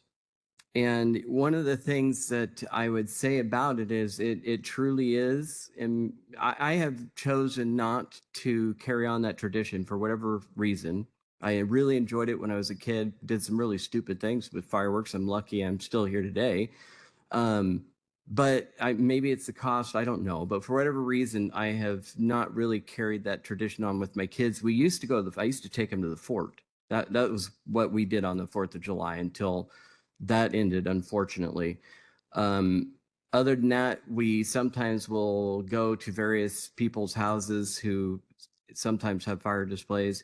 But for whatever reason, for me personally, I've not really carried that tradition on. That doesn't mean it's not important to a lot of people, though. And it really is a tradition that I very much hesitate to and get involved in a way that will reduce people's ability to celebrate this for many, many different reasons. And one of them, I think, is looking back on my childhood, I really remember those times. And one of the things that I remember is being with my family. Nowadays, we struggle. Our families, our kids are buried in their phones. Our parents are buried in our phones. This is one activity during the year where I think people turn their screens off and they can go and enjoy family time together. So I don't take this decision at all lightly from that regard. Couple comments that I would like to address. One, were you decided before this meeting? I can tell you absolutely not. Absolutely not. And I'm still struggling at this point. Ride along. I did get to go on a ride along last year with Vancouver Fire. I appreciate the opportunity to have spent time with them. And I will say that my experience was not quite what I would expect it to have been. Last year, actually, if I remember correctly, was a pretty light year in terms of fire events and some of the, the negative effects of fireworks. But I did actually not see any real fires except for some brush fires off the street and some vacant lots and stuff like that. But what I did get to see was the aftermath, because the firefighters were quicker getting there and putting the fire out than I was in the vehicle that we were in and getting there to be there for it. So one of the events was somebody had, when I walked in, I'm just kind of like scratching my head. Why? They had chosen to light off fireworks in their backyard on the grass, which was bone dry, and it ignited. They had I can't remember, it may have gotten close to the fence or to the fence. I don't know. Vancouver Fire was able to put it out. But my question was, why would people light it off in their backyard? And I don't know. I think there's a good chance that when you pass bans on things like this and people are still to some degree going to choose to participate, even though it's against the law, And my thought was they probably didn't do it on the street because it's more visible and they could be caught doing it. So these rules and these laws, they have unintended consequences for sure. I also had the opportunity, I think I mentioned this last year, of spending the 4th of July with somebody who's now, as I consider, a friend of mine at her home where she had a horse. And that particular year, the neighbors that normally light off a lot of fireworks weren't doing it. And I think that my wife chose to come. So it was my wife and I and her, and we were sitting right in front of the stall of the horse. The horse was right there, and we were just enjoying our time. That's how our friendship really developed. We had a great time. We were laughing. We were enjoying the time. And I think that really provided some extra security. I think the animals can sense that. They can sense when they're stressed. They can sense when things are calm. And for whatever reason, that year, the horse did very well. But it's a very real thing. I mean, some of these animals, they can be blind and they're spooked and they'll run straight into a wall. PTSD, I'm not in the military. I'm not going to say that there are not any veterans that suffer from that. However, the loud bangs are, in my opinion, a problem, and more so the loud bangs. It's really the impact from that. That's what really spooks the animals. It's a real issue. Nonprofits, the work that you do is amazing. And the last thing I want to do is anything that would restrict your ability to provide those services that you do, because they are really needed. It really is an issue. Where do we backfill that from? We don't really have the ability to do that at the county. I don't think the county's really making much money off of fireworks when you consider the level of sales tax that is really taken to the state. I don't think it's a winner. I mean, we definitely have to provide a lot of services that those tax dollars don't really cover. But I will say this. I serve on the RDPO, which is the Regional Disaster Preparedness Organization. And I believe the last meeting that we had was on fire. And they had maps available to us to look at, and there are areas of the county where we will have severe challenges if a fire does erupt there, because we don't have good road access, many other different factors. And the environment is changing. I grew up in Portland. The weather's no different in Portland than it is here in Vancouver. Our summers are drier. I love them now. I love the sun during the summer, but they are drier. Sometimes we have really dry years, sometimes we have wet years, but the weather is changing and the fire risk is increasing continually. We're growing, and even in the rural areas, houses are becoming closer to each other. There's no longer the big space between housing anymore. The comments about the ability to enforce. This is another issue. We can't enforce the restrictions we have now. We won't be able to likely enforce any further restrictions.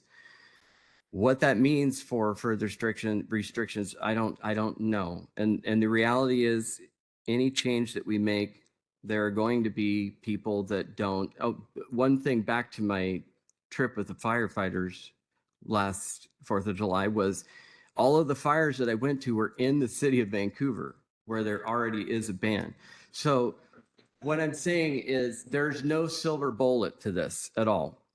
No matter what we do, there will be some good that comes from it, and there will be some bad that comes from it. And we're not going to stop the problem entirely. Education, I absolutely agree with it, but at this point, without any other available funding, we would be entirely dependent on the industry itself to fund that. And I don't know what the possibility level of that is. And then the last thing I would say, well, two more things. One is I can guarantee you that no matter what decision I make on this tonight, there will be people that I care about that will be disappointed in the decision that I make. That is the reality of this issue. It is so divided, and it really is, in my opinion, 50-50. There are a lot of people that are frustrated with the rules. There are a lot of people that are frustrated with looking at rules. And then my last question, and this is what I've really been trying to find out, is what is a compromise? Because that is what I seek to find, is what is a compromise? I don't know at this point if that's safe and sane. I don't know if we do further restrictions. I don't know if we can get a task force together that can work on this problem and find reasonable solutions. Because the one thing I will say is we do need to have some level of change. I do believe that. The risk level has grown to the point that we do need to have some sort of change. My intent is to have those changes be as minimal as possible so as not to interrupt people's ability to celebrate and to spend family time together. So at this point, you know, I'm willing to look at safe and sane, but I don't know if I'm there yet. I would like staff to look into that and move forward into some of the details. I did have one question though. When we did have a safe and sane approved at one point in the county, did we have a 4th of July that was under those restrictions, or was it changed in time to where it didn't happen? I am not, because I think it changed soon after elections. Yeah, we do- didn't have a I think it a changed. 4th under a safe So we and sane never rule. experienced So it? we don't know what that might have looked like. 40 years ago. Okay, it's our time to talk amongst ourselves. Go ahead, Councillor Young. At this point, I feel like there needs to be some measurable change. I'm not entirely certain at this point how to get there. I'm open to looking some more into safe and sane, but I also would like to see if it's feasible for us to organize like a task force of people that are on both sides of the issue that can come and deliver us a reasonable compromise. Did we have a task force in the past? We did. What is it, 50-50? No, 90-10, something like that. Heard it all. Oh, okay. We've all heard it all. It's all been heard before. Can I ask a clarifying question? Not at this. This is our deliberation time. So It's on your process. our process is to make a determination whether to move forward with anything or not. That's where we're at. Everybody's had a chance to provide their input. It wasn't raised last year. We discussed, it was our briefing from the fire marshal. Okay. Tabled, and I want to know, when did the motion occur to remove? There was no motion. There was, it was discussed during our briefing. But we don't generally take questions from the audience at this time while we're deliberating. Point of privilege, Senator. Did you finish your comments? Yeah, essentially I did. Okay, thank you. Councilor Fuentes? Chair, thank you. Thank you everyone for being here. It's always a privilege to listen to everybody's perspective. And as one of my colleagues mentioned, everybody's right. What I do want to address is a comment that a community member, somebody who spoke, said earlier. He's in my district, and that my district would be upset if I voted a certain way. Well, I will respectfully not agree with you, because I've spoken to people in my district. I represent the eastern half of the city of Vancouver. And as I speak with them on a regular basis, most of them are opposed to fireworks altogether. They want an outright ban in the county. My job is to represent them. My job is to listen to them. Whether or not my personal beliefs on fireworks, and I do like them, I enjoy them, I've enjoyed them all my life, that it's not up to me. It's to listen to my constituents and make informed decisions based on that. I've not made a decision yet. However, I agree with Councillor Young, not on the task force. I don't think we need any more of those. But I do agree that I would like a little more information on the safe and sane.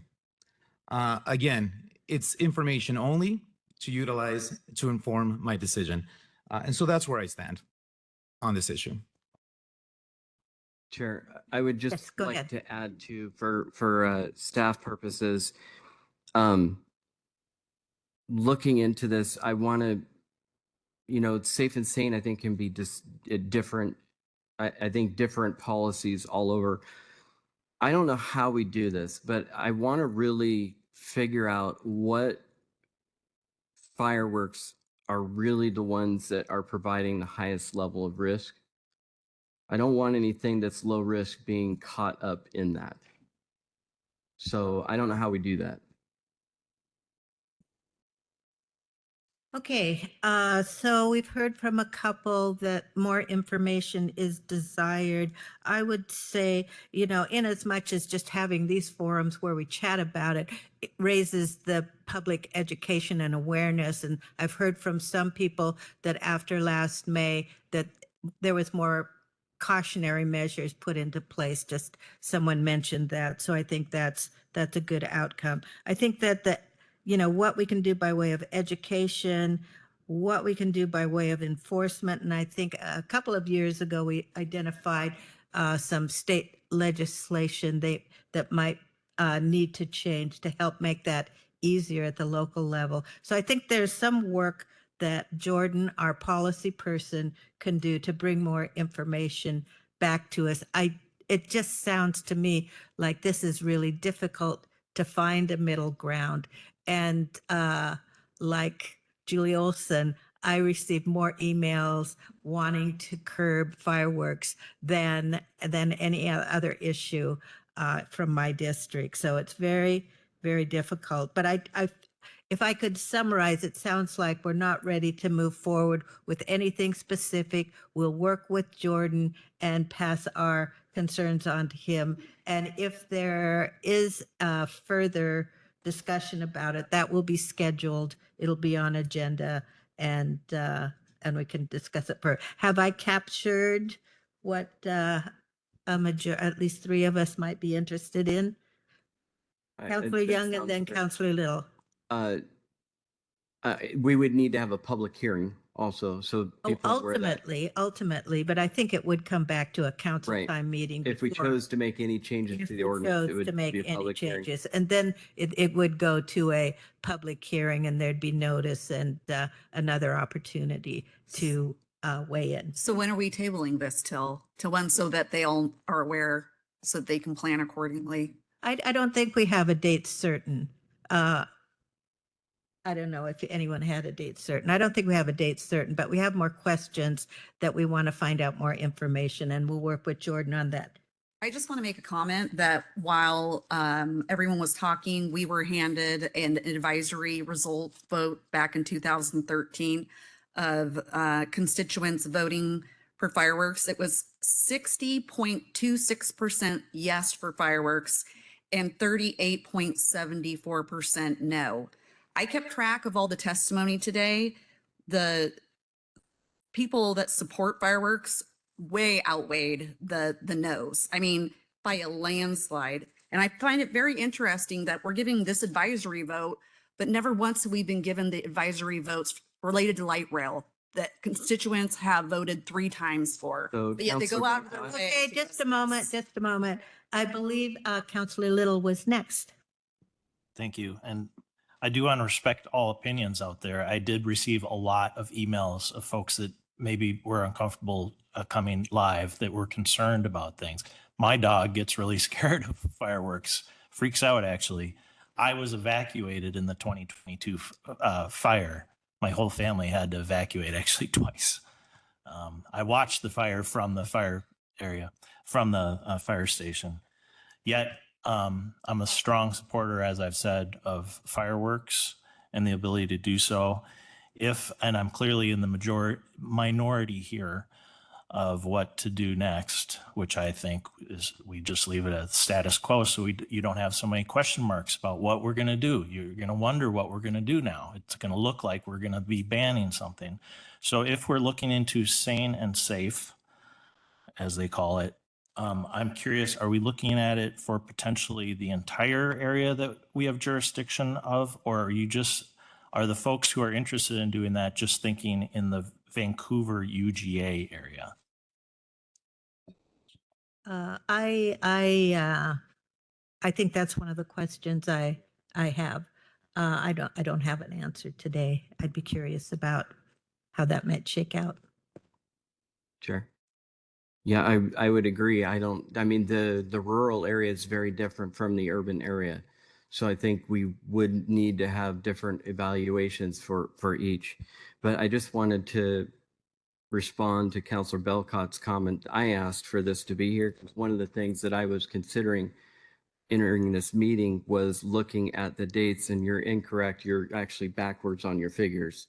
It was 60% for further restriction, but it wasn't about whether we should have fireworks or not. It was about the dates that they should be allowed to be used and sold. Okay. It is true. I was incorrect. Okay. Thank you very much for that, both of you.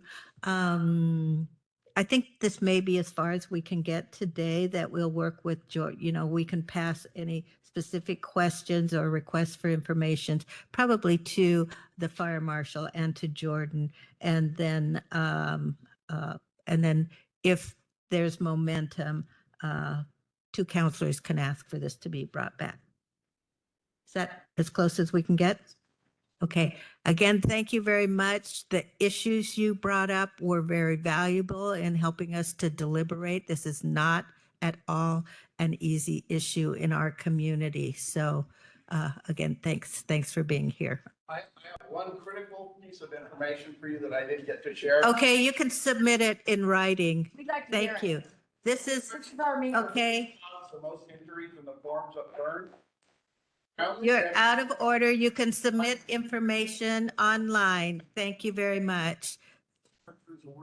Okay, we're moving on to, if you want to submit additional information, please feel free to do that. But this meeting, we're continuing with our agenda. That was nice.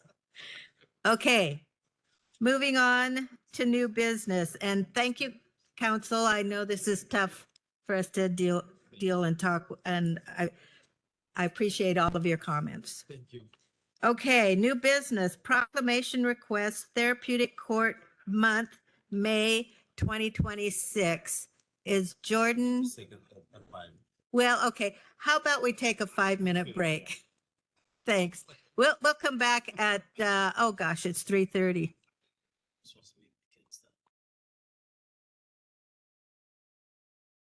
Okay, council is back from our brief break, and we're moving on with our agenda to new business. Proclamation request, Therapeutic Court Month is May 2026. Is Jordan online to chat about this? I am, Chair. Hi, Jordan. Good afternoon, Council. Pleasure to be with you here. This proclamation request comes to us from District Court. This is a proclamation that Council has historically done in May. And May is Therapeutic Court Month, which recognizes all the great work that our therapeutic courts do to help divert folks out of the carceral system and into treatment with structure and accountability and supportive guidance. And so I want to see if Council is interested in doing this proclamation again, and if so, who might be interested in reading it? Thumbs up on this one. I think thumbs up all around. Is there anyone interested in reading it? This would be in May. We already have quite a few in May. I'm not sure who's assigned what. I visited a graduation of the therapeutic court, so it's very inspirational. I'd be happy to read it. Okay, moving. Oh, so that's it for new business. Counselor reports.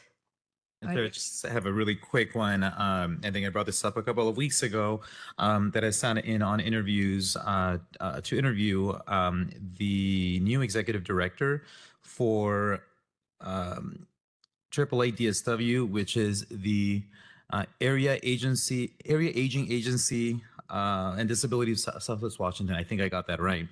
And a couple days ago, it was announced that the new executive director has been selected.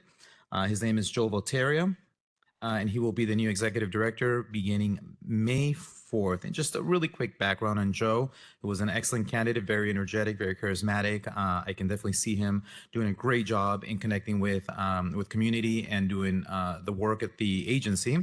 But he is a seasoned human services executive with more than 20 years of experience strengthening programs and systems that support older adults, people with disabilities, family caregivers, and communities across the Pacific Northwest. And we are excited. As a Council of Government member, I'm excited to see him join the team. That's great. Will there be any ceremony for the outgoing director or for the incoming director that the public might, or any of the councilors might like to participate in? Possibly for the outgoing. It's still a few weeks before the current executive director, Mike Reardon, is set to leave. I believe it's about a month and a half. And so I will keep this council updated on any celebrations that we may have. Great. Thank you very much. Other reports? Go ahead, Councilor Little. I was looking at you, Councilor Young. No worries. Just a couple of quick things to report on. One, I was able to engage with the Charter Review Commission on Wednesday and just share my thoughts on some of the issues that they're working through. Appreciate the work that they're doing. Also, yesterday, I was able to attend the Clark County Accessible Community Advisory Committee.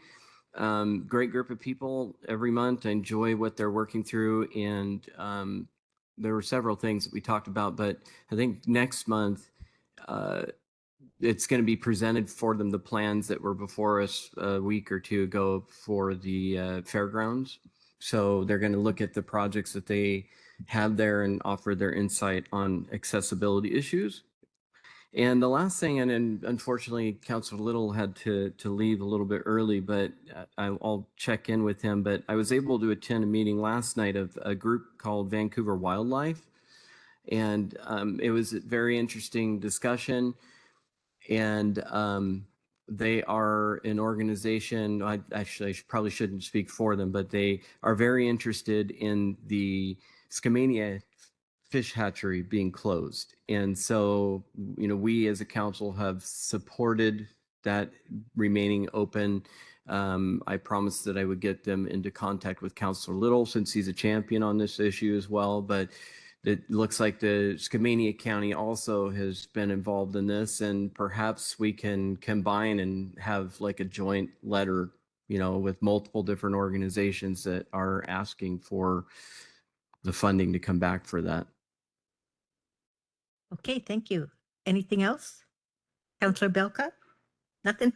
I just want to share a letter that we received from Ron Arp, who's the president of Identity Clark County. It was a letter of thanks to April Firth for joining them, a small group of business leaders, to talk about and discussing, I think, a case study of where permitting may have been more difficult than anticipated. And they appreciate April's openness to consider ways to provide early engagement with current and prospective employers and find ways to retain and expand employers and jobs as envisioned in the comprehensive growth management plan. So kudos to April. She's been willing to work with folks and very knowledgeable and helpful. And I think that's what it takes, that two-way communication to find solutions. Okay, that's it for councilor reports, work session requests. Back to you, Jordan. I can jump in. So I think this first one is, well, it says it's requested by the chair. This is with the Clark Conservation District. And apparently they would like to come and chat with council just to talk about the understanding of what the district services are providing, their roles, programs, and engagement, increase the council's understanding of the funding limitations, public engagement related to priorities, introduce a concept of statutory authority for conservation district rates and charges, and just talk about some county priorities related to funding long-term locally driven conservation work. Great. I'm supportive of this. The Conservation District has been a good partner of the county, and I think we provide them, I'm not sure if it's 20 or 30,000 a year. And a few years ago, they were very much struggling because they really rely on grants to fund their operation, which they've been successful at. But I think some of those grants are winding down. So I think it's timely to hear from the Conservation District. So I'm a thumbs up. Others? Thumbs up all around. Great. Thank you. Great. And then the second one is for Public Works. This is on the transfer station ownership cost benefit analysis. This is a follow-up to a work session council had in July of 2023, just to look at more specifically the financial evaluation of public ownership of the county's solid waste transfer stations. Okay. Thumbs up here. Great. Okay, moving on then to policy updates. Jordan? No updates for you today, Council. Okay, then that'll take us to executive session and pending litigation, RCW 42.30.110, paren 1, paren little I, for 10 minutes with a possible after action. So that would take us to 3:50. Great. I look to others to confirm that. 3:50. All right. And then we'll return following that.